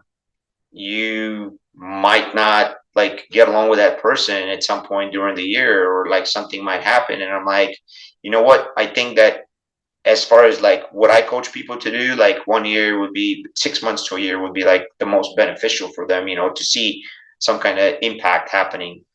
Right. So I think, I mean, I'll stick with the year, but that means I got to be that much more diligent upfront when I am talking to them, finding out what they're about as a person and what it is that I can, help them with. So, but it's nice to be able to make sure you don't get stuck with someone that's like unbearable or like insanely, like gets upset easily with you and stuff like that, because it's a person to person business. I'm legitimately here to help you crush whatever goal it is that you came to me asking for help to help you with. And yes, money's exchanged, but that doesn't mean that you can treat me like dirt. That doesn't mean you can get upset over stuff. That doesn't mean that, you can do all these things that, douchebags do normally, when they're not happy with someone. For us, obviously, we want our name to get out there and be like, hey, he did a great job for me. Hey, he said he was going to do X and he exceeded X, right? Like, that's in the coaching business. That's what we want. And ultimately, for me, honestly, it's teaching them to fish instead of me giving them fish, right? Right. And that's exactly it right there. That's a win. That's a win for me, because early on, they'll be having a question. They'll ask like, hey, I have this situation. How would you approach it? I'll give it to them. I give them the thought process behind it. And as we do more and more of that, eventually the question to me will be, hey, I have this situation, and based on what we've talked about before, here's how I'm thinking of approaching it. Do you agree? And I'm like, perfect. Boom. You are good to go. You don't need to ask me how I should approach it. You need to tell me, this is how I'm approaching it. Do you agree? And if it's a yes, then that's beautiful. That's exactly what I needed to happen. And then hopefully we go from there, right? Like, now I know that your thinking is on the right path. because it's like training wheels. It's like little kids, right? Like with my 10-year-old, it's the same thing. You know, he got in trouble yesterday for something kind of random. He told me, Daddy, this is what happened. It wasn't my fault. I'm like, okay, well, let's talk about it. Why do you not think it's your fault? So he started going through it. And then eventually we found out that he ran in the hallway when he knows that absolutely no running whatsoever. And so I'm like, so do you still feel the same way? And he's like, no. I go, if this happens again, do you now, you're going to know how to have a different, way of thinking about it? And it's like, yeah. So it's beautiful when you see that happen with kids. You know, it's like, man, now I'm actually raising a person that is going to be like able to think through things instead of just react immediately without thinking. And that's a long lost art. Again, going back to decision making process that I'm talking about, I'll be huge on that because it ties into the magical word from my community, which is being intentional. You got to be very intentional with what you do, how you do it, when you do it, who you choose to be surrounding yourself with. All of these things are choices that people are usually not putting a lot of thought into, especially the big, the ones that can impact your life. And so that's always something that I'll keep coming back to is what was the thought process when you decided to do this or decided not to do this? You know what I mean? Dude, I do love the be intentional thing. I really do. And like I said, after we were bullshitting yesterday, that's why I went on that live and late last night. I got a wild hair up my ass. I was like, Anton fired me up today. We were talking about be intentional, not fuck around, and like get shit done. So I'm gonna rip out. And I used my That's AI awesome. chat agent that I made from the factory and all that. And I Yeah. just ripped out some social media scripts, but the be intentional thing is, I think, a significant point that people don't pay enough attention to. And now that we're on that topic, you have to help me establish for this live stream marathon today the exact goals that I'm trying to hit. So one, I want to try and set three things. Okay. School community followers, how many I can get into the free community, and this will be, let's say I start at 10 a.m. Mountain Time. I'll go from 10 a.m. to 6 p.m. Perfect. 8-hour stream? Yep. 8-hour stream. Perfect. Yep. Okay, so 8-hour stream. How many school followers I can get. And then I want to sell or get at least 2 people to enroll in my How to Build a Web App course, although that might be harder. But then somewhere in the middle, and I was thinking this because I have either a free community or I have like develop a web app. I don't really have anything in the middle.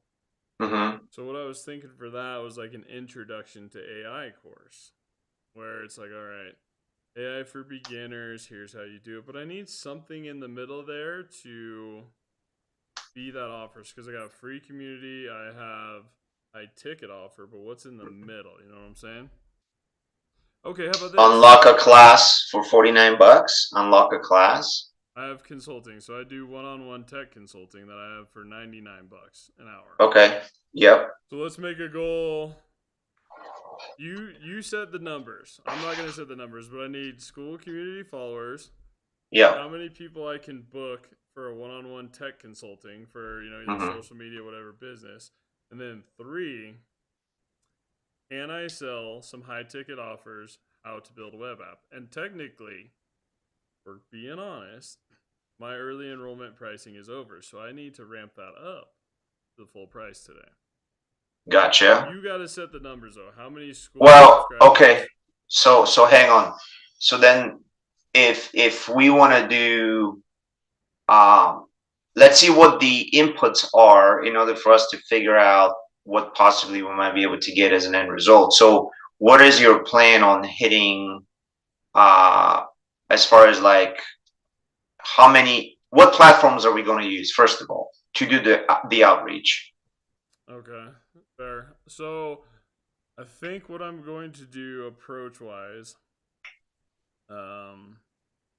trying to think this all the way through. I might stay on a stream setup like this, and I'm gonna use. I think I'm gonna use TikTok and YouTube just for a live stream platform. For outreach, I'm gonna go LinkedIn, just single DMs, mass LinkedIn DMs. I'm gonna go Facebook DMs. Okay. I'm gonna do some social media posts. Obviously, I'm gonna be taking Twitch clips, so I might have to be on Twitch. Okay. So yeah, I'll go Twitch and YouTube, Yeah. taking clips. Social media outreach. I'll do LinkedIn DMs.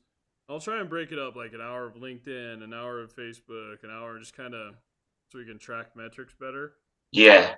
But I'll use Facebook, LinkedIn for DMs. I'll send an email around noon.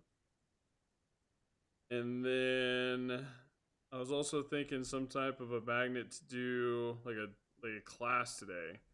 And what I was kind of thinking of was how to set up an affiliate program in system.io so people can sell like your Oh, yeah. Mm-hmm. Okay. Because there's two ways to do it. I have a system.io account set up, but I wanted to set up that affiliate link for my high ticket offer, so that way other people can sell it.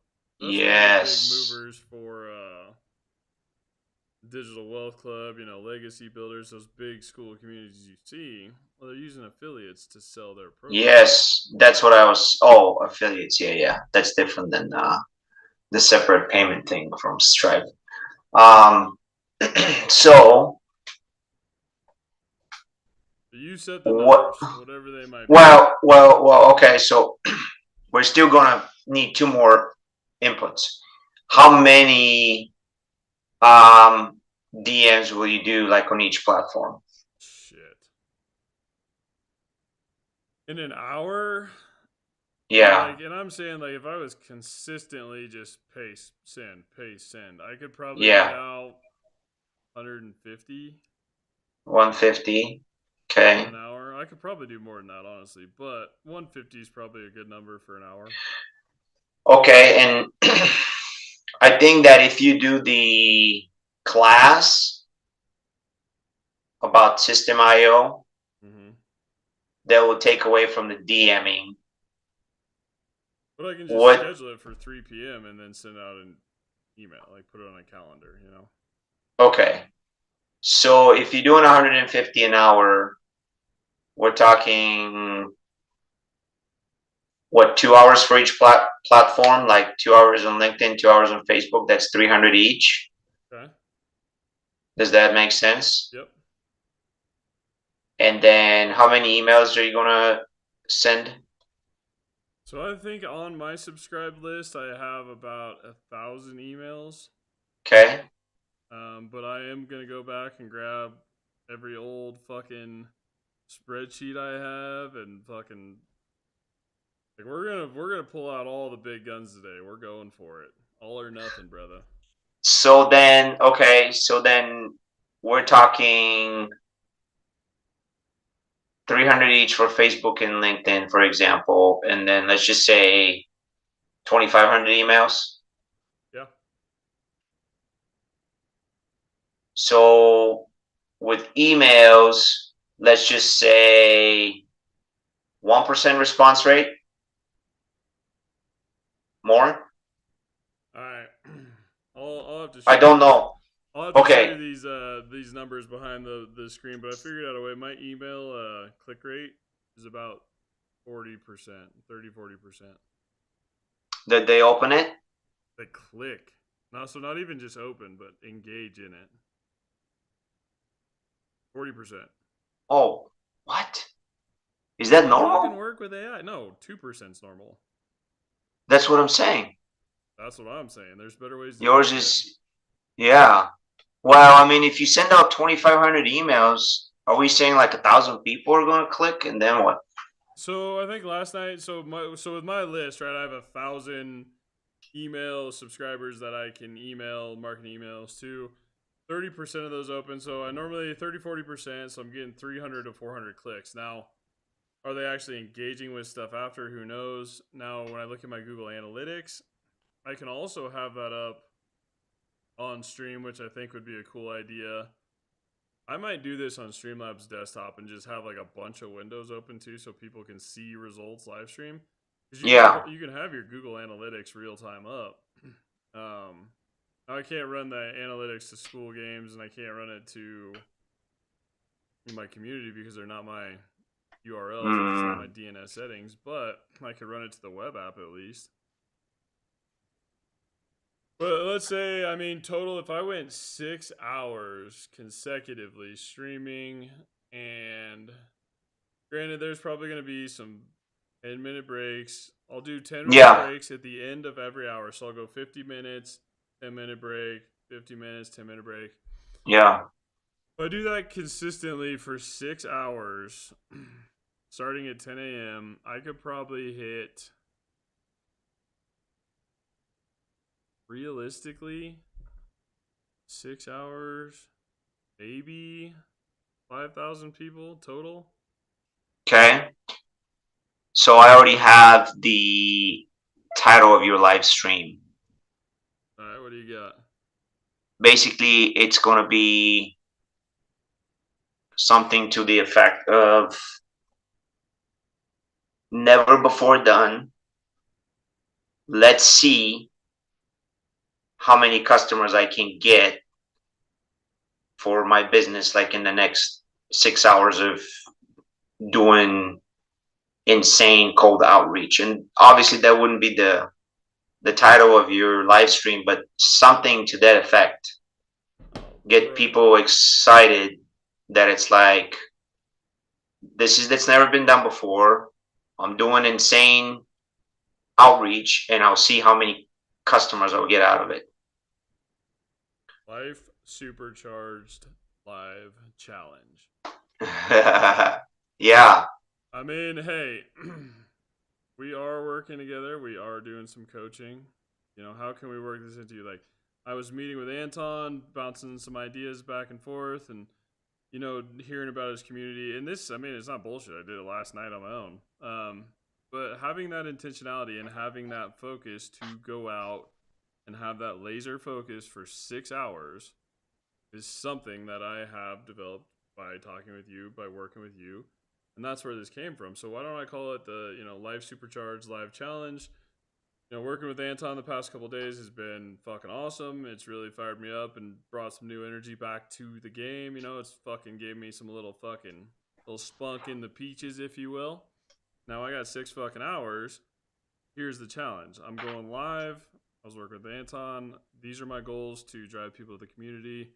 These are my goals for the high ticket offer. And these are my goals for the one-on-one tech consulting. Right. I hit them. Here's the challenge. Let's go. Yeah. And here's the action that I'm taking, and these are the results.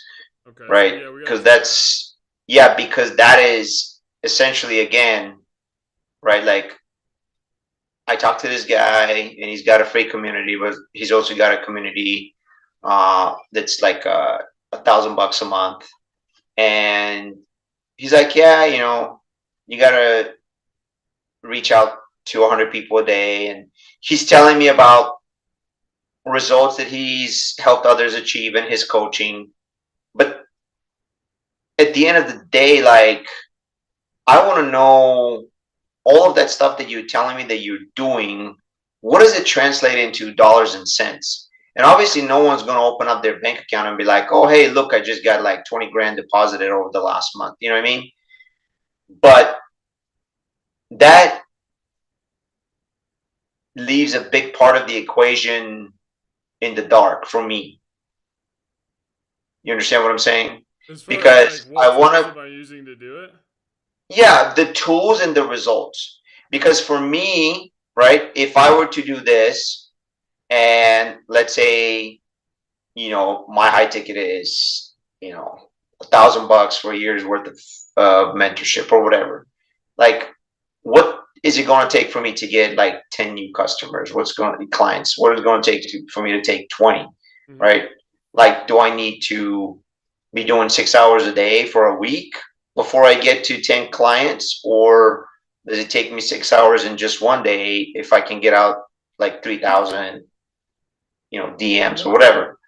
And then we want to see, obviously, which one has the best ROI, because that's how you would approach it if you were a business owner. Like, Yeah. if three people came to you and one is like, hey, I'm with the TV station, this is how much we charge a minute for advertising on TV. The other guy's like, hey, I'm with the Yellow Pages, which I know it's not a thing anymore, but they're like, hey, this, or the newspaper, this is how much you're going to charge. And then the little kid from Facebook, the 18-year-old's like, hey, I know how to run Facebook ads. And so everybody's like, it's going to be $5,000, right? Like $5,000 for a 1 minute commercial on TV, $5,000 in the newspaper, and then $5,000 for the kid. And then after a month, I want to be like, okay, this is how much new business I got from this marketing source. This is how much I got from this, and this is how much I got from this. And then you make a decision to cut the other two, right? Mm-hmm.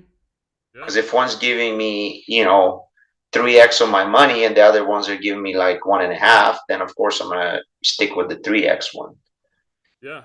That's important. We got to track metrics and make sure, Yeah, what's working, what's not working, what, so I guess essentially what I can do to kind of track that as well is maybe in the welcome post, I can put a poll.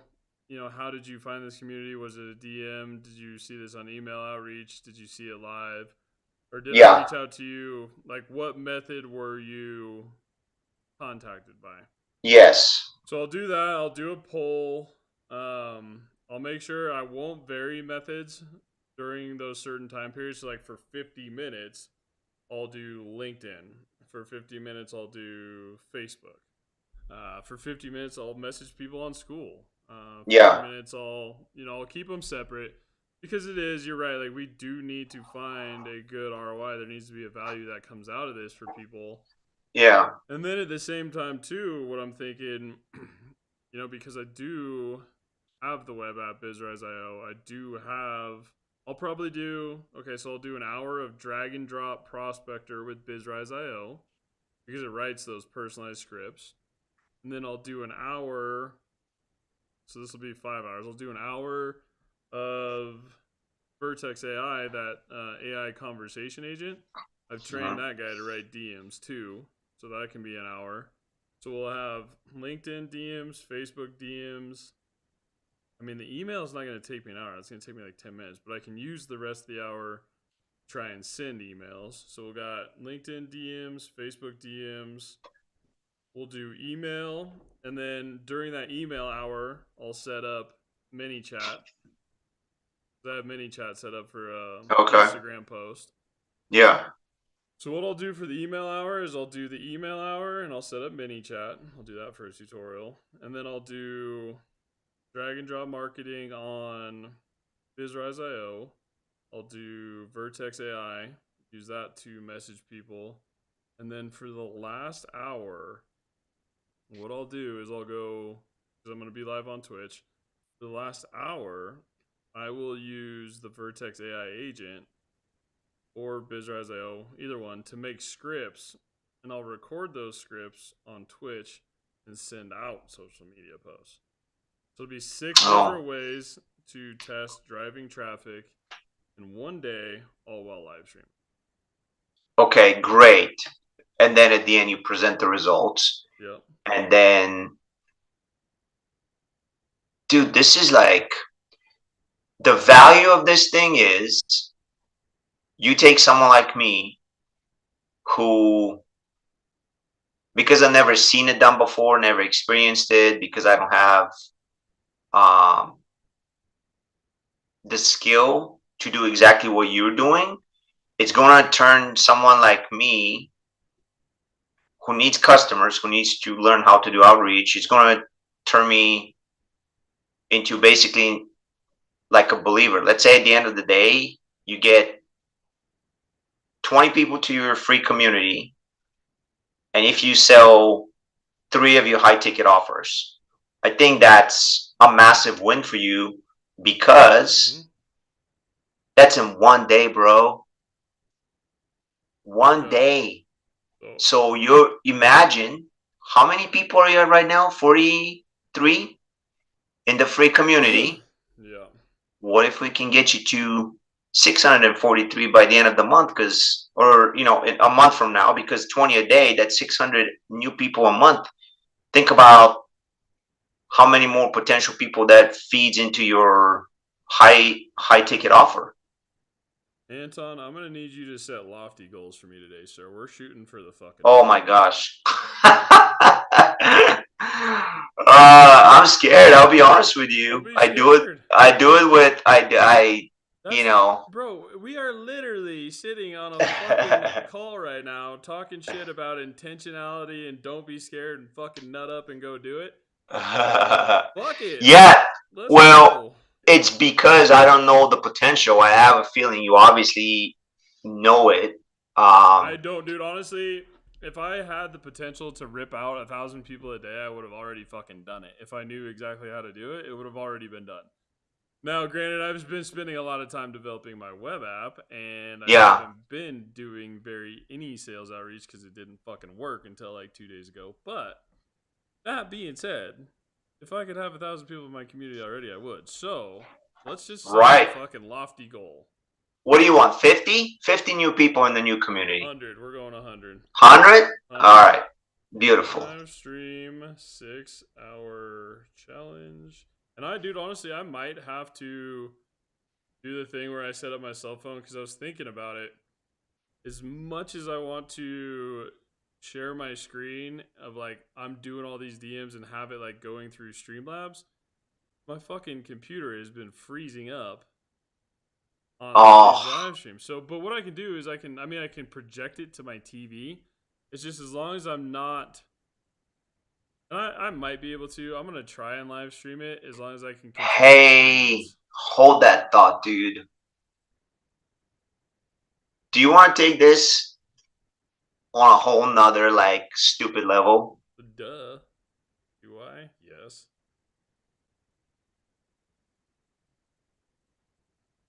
You know that if I am someone, one of like hundreds of thousands of people, or whatever, tens of thousands of people in school, no, it's got to be way more than that. It's probably millions of people. If you have 10,000 communities and everybody's got like 50 people in their community alone, that's like 500,000. Anyway, a lot of the people that are in the coaching biz, which is probably a big chunk of school, what if I see a lot of people that I follow do multiple posts, and usually the posts are in the school community, the school games, and the synthesizer. Yeah, I've seen that too. So what if you created identical post that says, hey, all of you coaches who, or anybody that's looking to grow their business, you know how Alex says, do this every day and, 100 outreaches a day. Just be like, what if in 6 hours I did the amount of outreach that Alex says that all of you should do in a month? Let's see what the results are. Can you imagine putting this post out in those 3 communities and the amount of attention it's going to attract to you, dude? Like, it's going to put you on the map. Now, and you got to help me with this because I would love to 100% do that, but I did. And I'm not going to drop the name of who did it, but one of those 3 main communities, I've had a couple posts pulled down because of saying, hey, I'm live streaming. This is a good way to drive traffic. You're welcome to join. What? Yeah, I've had from one of the 3 big dogs. Yeah. So if I can, I'll figure out a way to word it better. Like, hey, this is how I use school. Did you ask him, dude? You should have DM'd him and be like, what's this about? So I got a thread going back and forth because I was pushing the limits early on what you can do, but one of them was I haven't got a response back to the reason why some posts have been taken down. There's been 2, and they just say each time like, "Yo, man, get it, but had to take this one down for self-promotion." I'm like, okay, that's fine. Like, I don't care. It's your community, but How the fuck are Mm, you supposed to tell somebody you're live streaming without telling somebody? But it might be one of those things where you can word it like, yeah, Jordan, it is. Jordan's on the chat, Anton, but it's the same community, and I just basically post. It's one of the big main ones of school that it gets pulled down. It's not school games. I don't want to drop the mhm. name, but Sure, that's fine. Yeah, you can figure out which one. yeah. But if I can tell people, yo, I'm live streaming, like this is a challenge, or how I use school community challenge accepted with Anton. Use each other for accountability. Here's the challenge we're starting today. But we'll see. Fuck, we'll figure it out. I'll post something. Hmm. Ticket. Let's just get these done. Ticket offer sales. So we'll go 3 on how to build a web app. So 3, build a web app. One-on-one coaching meetings. I need 6 for tech consulting. And then new school community members of the AI factory. Okay. So we got 6 hours. I got 6 hours to do this. We got Oh my lofty goodness, goals. that's insane. We got lofty goals. Yeah. And I'm basically thinking, dude, because I'm trying to think of the best way to do this without a screen freezing, but I want people to see my screen. Honestly, I might just say like this, and then if something happens with my screen as far as a freeze, I can Mhm. just switch to a different screen and re-add a screen share or something, so that's no big deal. It's just easier to do from your fucking phone, but I do need to go to multi-platform, so I'm going to go to Twitch and YouTube to get this done. So that's our goal, Okay. brother. Make sure and come and check on me, a couple times during the day. Oh, Otherwise, for I'm gonna lose sure. my fucking mind, like just talking. No, so hang on. Live stream 6 goals. Live stream. Yeah. 6-hour live stream. Okay, gotcha. So let's go 6-hour live supercharged. 6-hour live stream growth challenge. Okay, and then put at the end there, here is how I will be reaching out. Because let's have a goal for X number of DMs on LinkedIn, X number of DMs on Twitter or Facebook, X number of emails, and then boom, here's the result. Okay. Here is how we're going to track it. Track the outreach. And by the way, anything that's a DM, you know for a fact that that's immediately tracked because someone in the DM's either going to say, I'm signing up or have questions, and then they say, no, thank you. Right? So the DM's going to be easy to track. Yes and no. I mean, that's if they respond. They could still click the link and just join. Oh, I see what you're saying. Okay. Yeah, that makes sense. But really, honestly, as long as I can send out enough, I mean, odds of me getting 3,000 new school community members today is probably slim to none. So let's say I get 100. The 100 Yeah. people are not going to be that hard to track down. It'll probably take me an hour. Just did I, do a LinkedIn search? Are you my friend on LinkedIn? No. Okay. Are you my friend on Facebook? Yeah. The other thing is, you can just make a post about it and be like, holy crap, this challenge got me 100 new visitors here.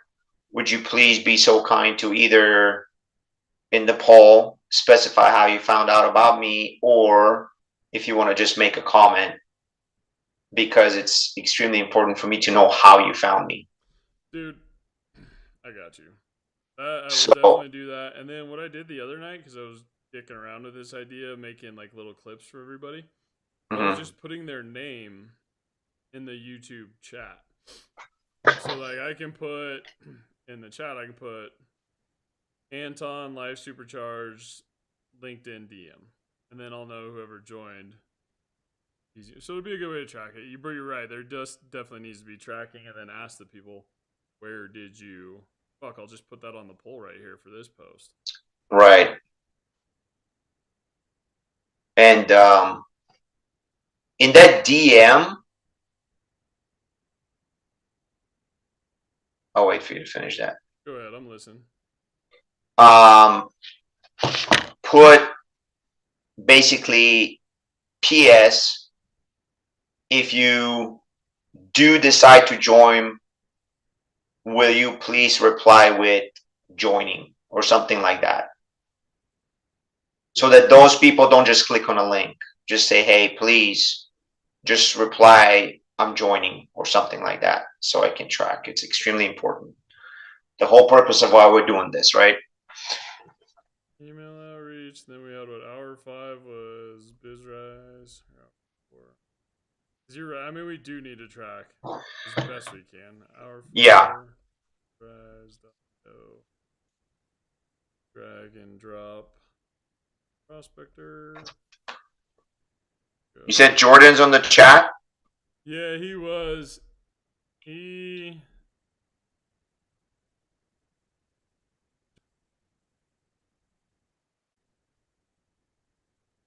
Stream his chat. He's got a good head on his shoulders. People will listen to him. Is it the same community the three of us right now? So, Jordan, I've been telling him he should live stream. I've been asking him to live stream. Yeah, Jordan's here. I think Anton would be great live streaming. I really do. So Jordan, I'm with you. So okay, which chat is that? So You that's guys on my YouTube live chat right now. So okay, yeah. I wasn't even. Yeah. Jordan, you gotta join us, dude. One of these days, you gotta join us on. Anton started a coffee with Anton call that we're gonna be doing in the morning. So you gotta jump on one day and hang out with us to do the morning coffee talk. Of course, you'll probably be at work, but I was gonna say he's probably working. And then we're gonna get you. We're gonna grow all three of us together, Jordan. So then you can quit your phone Yep. too. Yep. Vertex AI. The way Jordan was talking about it, I was a little worried about him because it sounded like he doesn't mind his job. Jordan, dude, that guy's going off to live off the grid. He's just waiting for the day he can tell that job to get fucked. Oh, nice. Yeah. I don't know, maybe not, but I'm just. Oh, dude, I would too. Anton, I was normal 2 days ago until you got me all fired up about intentionality and fucking taking action. That's funny, dude. I was a normal person 2 days ago. Yes, sir. That's not true. I've never. That's not okay. Yeah, that's not okay. Yeah, we don't do normie stuff. No. Let me get a little fucking picture here, and then what I'm gonna go do is go get my shit together for the next 30 minutes because I got a 6-hour challenge in front of me. Oh dang! Yeah, you do. You only get 30 minutes. Hey, guess what? What? All of this wisdom came without a drop of coffee. I'm so proud of myself. Normally, I start my day off with a quad shot, and then depending on how the day goes, I'll do another triple probably a little later in the afternoon. But I love my coffee. Dude, coffee is essential to functioning. Yep, for people like us. Let's see. So what should I title? So I got live stream. Just gotta make sure I get my title right. Live stream charge. And is that how you spell it too? Yep. After Facebook DMs, put whatever the goal is. So in every hour, let's put the goal, the desired result. Not result. The goal is to get out X number, like 150, right? Just put goal 150 DMs LinkedIn 150, email outreach, whatever, 1,000 emails. I don't know what the. Go ahead. So you're saying like sectional goals? I mean, remember the conversion rate is going to be calculated by how many people we get from Facebook divided by how many DMs you sent. So if it's 2 out of 150, and let's say 6 out of 150 for LinkedIn, then obviously LinkedIn is a big time winner over Facebook DMs. Mm-hmm. If we get 25 people from an email outreach, that's 2.5% or whatever conversion. Drag and drop prospector, is that a bot? I haven't That's shown what you that in BizRise.io. you might have, but remember who you're dealing with. Oh, so I'm slow. can you see my screen? I can see your screen. Yeah, I can see your screen. Yeah. Check this out. Because I want to. Remember, you still got to get ready. You only have 30 minutes. I I don't want this to take like 10, 15 minutes of you because I'm so slow with it. No, you're fine. All it is it's the same thing for the marketing script deal. Yeah. Where it's gonna generate personalized scripts based off your products. So one obviously is BizRise. I think I should do this Boost Cookie, but like for my buddy Cody, Oh, if he's an yep, you did. analytical person, driver, amiable. I think we went over this though, but just drag up your products, drop it in, and then it's gonna generate an email to Cody based on what he does and his personality type. The AI factory is designed to empower entrepreneurs like you. So it's gonna write it. So Cody is sales and consulting, right? So it's writing it to a sales and consulting coach just by dragging and dropping your products. So it's a way to optimize my process of sales outreach, right? Or anybody that uses BizRise.io Pro, that's a functionality of it. Basically, how the whole BizRise.io deal works is if our goal is to grow a business, we need a product or service to sell, right? Yeah. So that's the first thing you create in BizRise.io is just your products and services. Create them down here. And then based off those products and services, and it goes into like detail like it did on the school community assist setup where it has like the AI generate your target market, your niche, your problem solvers. It does that for every product.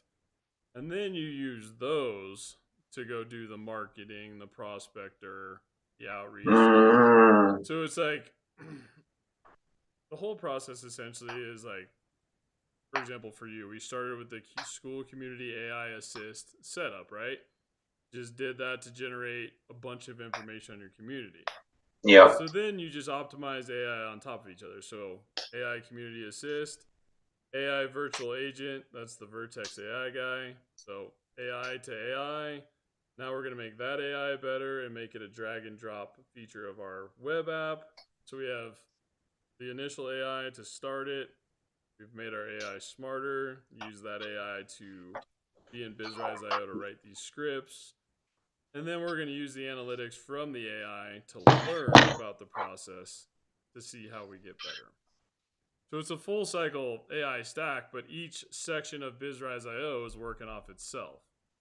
So like your school community, when you go through that AI school community assist, and that's the free part of BizRise.io, the free offer. Like I did the AI factory. I did my school community assist setup on my app because it fucking built for it.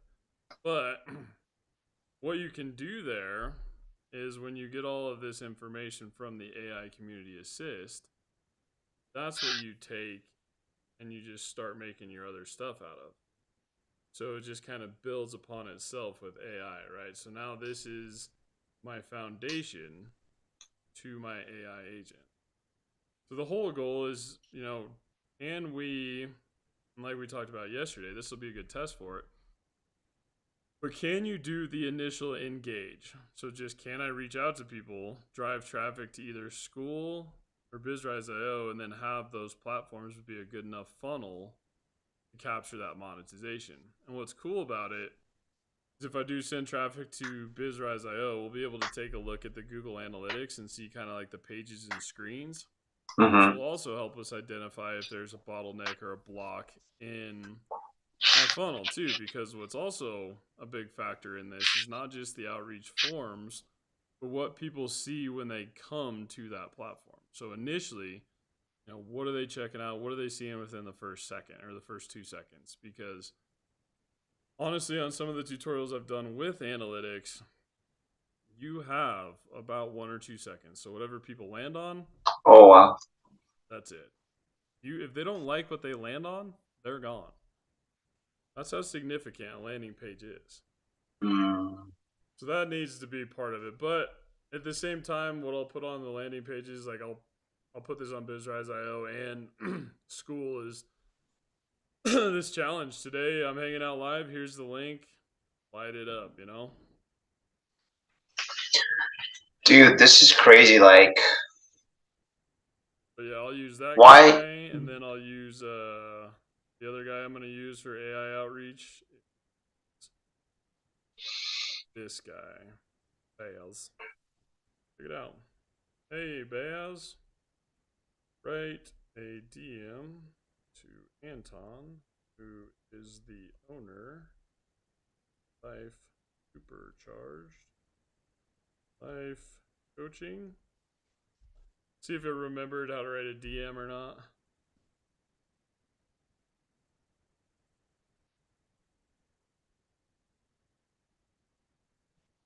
Okay, so it's doing the 2-step DM. Oh. So it's already going to be writing those personalized DMs for me. So that'll be one of the hours of the strategy I use is this thing. Because what I train this guy to do, if you go into the high ticket synthesizer school and go through that, how to set up your course, it says make 2-step social posts where there's like a call to action after. So I trained my AI how to do that. But we shall see how this goes, man. Dude, this is insane. Like on so many levels, you have no idea. Oh, bro. One of these days when we sit down and I tell you my full story of what my current life situation is today, this is going to be a crazy story because if this fucking works, we're going to go on a fucking vacation together somewhere. I don't even fucking know. Yeah, we are. Yeah, we are. Okay, so how in order to track results, please vote on the poll how you Got here. or yeah, how Yeah. you got to AI factory. Cool. So then that'll be at least a good way to wow. Talking and typing is hard. So poll, we got LinkedIn, we got Facebook, we got emails. Mm-hmm. So for the drag and drop prospector, because I'm gonna have to send it. Oh, yeah, that's going to be a little different. So I'll just do. Okay, I'll do LinkedIn, Facebook, and email. And then what I'll do, all right, so for the first hour, I'll send like a canned just copy and paste. I'll do volume. So the same Yeah. DM to everybody. I'll just be like, hey, I started a school community. Here's the link. It's free. This is my web app, BizRise.io. I also offer one-on-one consulting services, whatever. I'll send the same exact one, but I'll focus on volume. And then for the hours 5 and 6, when I'm using the drag and drop prospector or the Vertex AI agent, I will do personalized. So they'll each be personalized. I won't get as much volume done, but there'll be a personalized approach to people instead of having that canned message. So we'll get a comparison there. Which one of the options would require for you to be interacting with people when they say something to you? Only the DMs or what? If they responded, yeah, it would be DMs and emails. Because I'm assuming a lot of them would. Not that many people respond, dude. Like you It's said, because majority of of people just no ignore that shit. interest or because they just go and do it. That's the big question. That's always the hardest part is seeing actually who clicked on those links. But we'll do the best we can. I mean, the goal is results anyway, and we'll have a decent idea. It doesn't need to be finite, especially since Yes, we're putting this together right now. right, as But we for an speak. improvement, like down the road, I think we can do better at tracking. But for today, I'm focused on Yeah, outreach, not responding. just add um, that PS that I was telling you on your DMs about, hey, if you are planning on signing up, please reply with I'm joining or something like that. No, in the DMs, in the DMs. Okay. When you're outreaching to someone on LinkedIn, and whatever message you put in there, like, hey, check out my community, this is what it's about. In that one, in the DM that you're sending to your people that we're outreaching to, Yeah, like do reply that to for this them. message if you plan on joining the AI Yes, factory. yep. Okay, so we got live supercharge, live stream marathon for the people. 6 hour. Damn, we are fucking just. See, I don't know what you did, but you got me all fired up. Well, did I ever tell you the story that the reason I joined Robbie's community when she had 21 people is because I saw your mug on there and you had a $999 offering, and I was like, holy shit, there's a guy in there that's this big, and that was the reason I joined. So it's crazy how if I hadn't joined her community because seeing your stuff on there, you and I would have never been doing this like that we're doing right now. That's crazy. Think about it. That is crazy. And bro, we are not charging enough. After you said that, I know, I'm telling you, dude. what Like are when we I see doing? these people charging like $5,000 a year, I'm like, oh my lord! At 18 years old, right? Like same thing. Like, holy crap! That's just insane amount of money out there, and there are definitely people that are willing to spend it on getting a certain outcome, and we definitely can provide the outcome. That's the main thing about it. It's like you should be working at Google making 400-500K a year. I I'm did talk like, to Google about that, but I don't want to go work at a company. yeah, no, that's the whole point of this, right? Like we're trying to go the opposite direction. Here's what we're gonna do too, dude, because I did say 6 p.m., so it's gonna be an 8 hour stream. But Yeah. somebody's gonna have to send me some fucking DoorDash pizza or something. But what we're gonna do too. So I was thinking about this. So for hours 7 and 8. So Hmm. the end of the day when I'm feeling fucking froggy and I'm a little squirrely, Yeah. what I'm gonna do is I'm gonna because I do need to change the high ticket offer price today anyway. I need to change that back because the early enrollment's over. Hmm. I'm gonna so for today I'm gonna raise the fuck out of that. So like if you want to be in my how to build a web app course, I mean you're learning Hmm. how to build an AI powered web app. Most people probably pay more than $1,000 on their fucking website build for that. Yeah. Half of a website. Shoot. So if you're gonna get a fucking AI powered web app class, it's gonna be fucking worth my time. So I'm gonna do that too. But hours 7 and 8, we're gonna just go with whatever's working. I'm not gonna make any plan for those. They're gonna be free style hours. I'm gonna go fucking nuts. Yes. All right, dude. This is fucking. I hope this works. Dude, if this works, yeah. I mean, I mean, we'll learn something. oh, for sure, for sure. Even if it doesn't work, we're gonna learn some cool shit. Yeah, Like, that guy absolutely. just wasted 8 hours sending fucking DMs that didn't work. Try something else.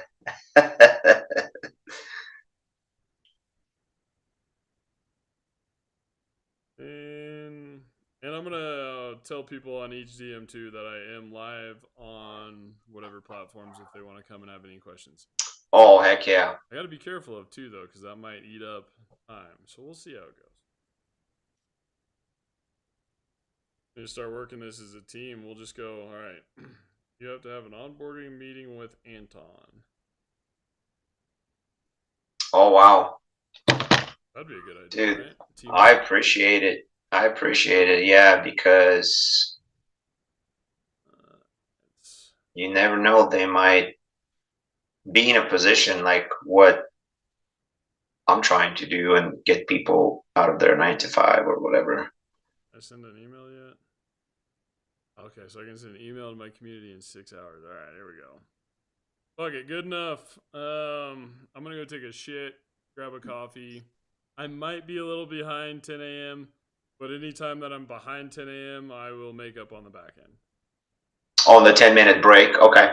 Well, as far as starting at 10 a.m., because I want to try and get started at 10 a.m., I just don't know if I'm gonna be able to make that happen Yeah. because we've been bullshitting. But I'm gonna do my best. I'm going to get this going, and then fuck, as soon as I can get back on live stream, I will be back on. I'll shoot you a DM just saying, hey man, I'm Yes. back on. Perfect. If you see anything throughout the day, or if you see any ways to improve throughout the day, make sure and drop them in the chat too. Like, Yeah. yo, bro, we can't hear you, or fucking, you're talking about zoo animals right now. Like, get back on topic. You know, Gotcha. kind of keep me on the rails a little bit. I tend to go squirrely on these marathons, although never done one that long live. We shall. I was going to say, you've done it before. I've never done a live stream marathon that's 8 hours. I think the longest I've live streamed for is probably like 3 hours. Okay. Which I mean isn't bad, but 8 hours is gonna be a that's what I was thinking, just do the cell phone and just be like, you get a full day of fucking living with me in the basement in front of the TV, but I do need multiple platforms, so I will be here. This is what the stream will look like. We're gonna go for Dang. oh dude. Let's do it, man. Fuck it. I'm excited. You got me all fired up last night. This is Yes, you know it. I'm not saying I blame you. I say you take credit for this because you got me all fired up last. Good thing. Well, in all honesty, you're the one that threw that big 100,000 number. I was like, holy crap. Yeah, I shouldn't have said Was that that? to people. I know, right? Like, no. I meant like 100K by, Oh, when was it? By the end of the year? I forget already. so because we don't want you taking that new job. Yeah. Oh, yeah, that's right. In 12 days. Dude, who knows, all right? The internet is doing No, crazier shit for people. I know. 100%. 100%. Who is Yeah. this? This is a Yeah. cool community, too, that I just ran into. Tribe Company Culture. Cool. They look like cool people. All right, man, I'm going to go shit, shower, grab a coffee, All right. and get to it. Again, always a great time with you on live. Our fucking meeting lasted over 2 hours again. There. You just get me Crazy. going on meetings, Anton. I'll tell you what. Hey, man. I just like say something and then you run with it. Love it. Love it. All All right, right, brother. man. Yeah, I'll be in touch. Yeah, absolutely. Good luck. See ya. See ya. Recording stopped. All right, live stream marathon with Anton. I am a do organizer. All right.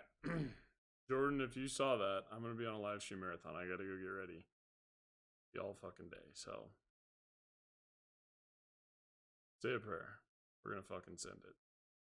I'm in this stream and go on to the live 8-hour marathon coming up next. We got our goals set. We're going to be intentional and we are going to do it. Anton's got me fired.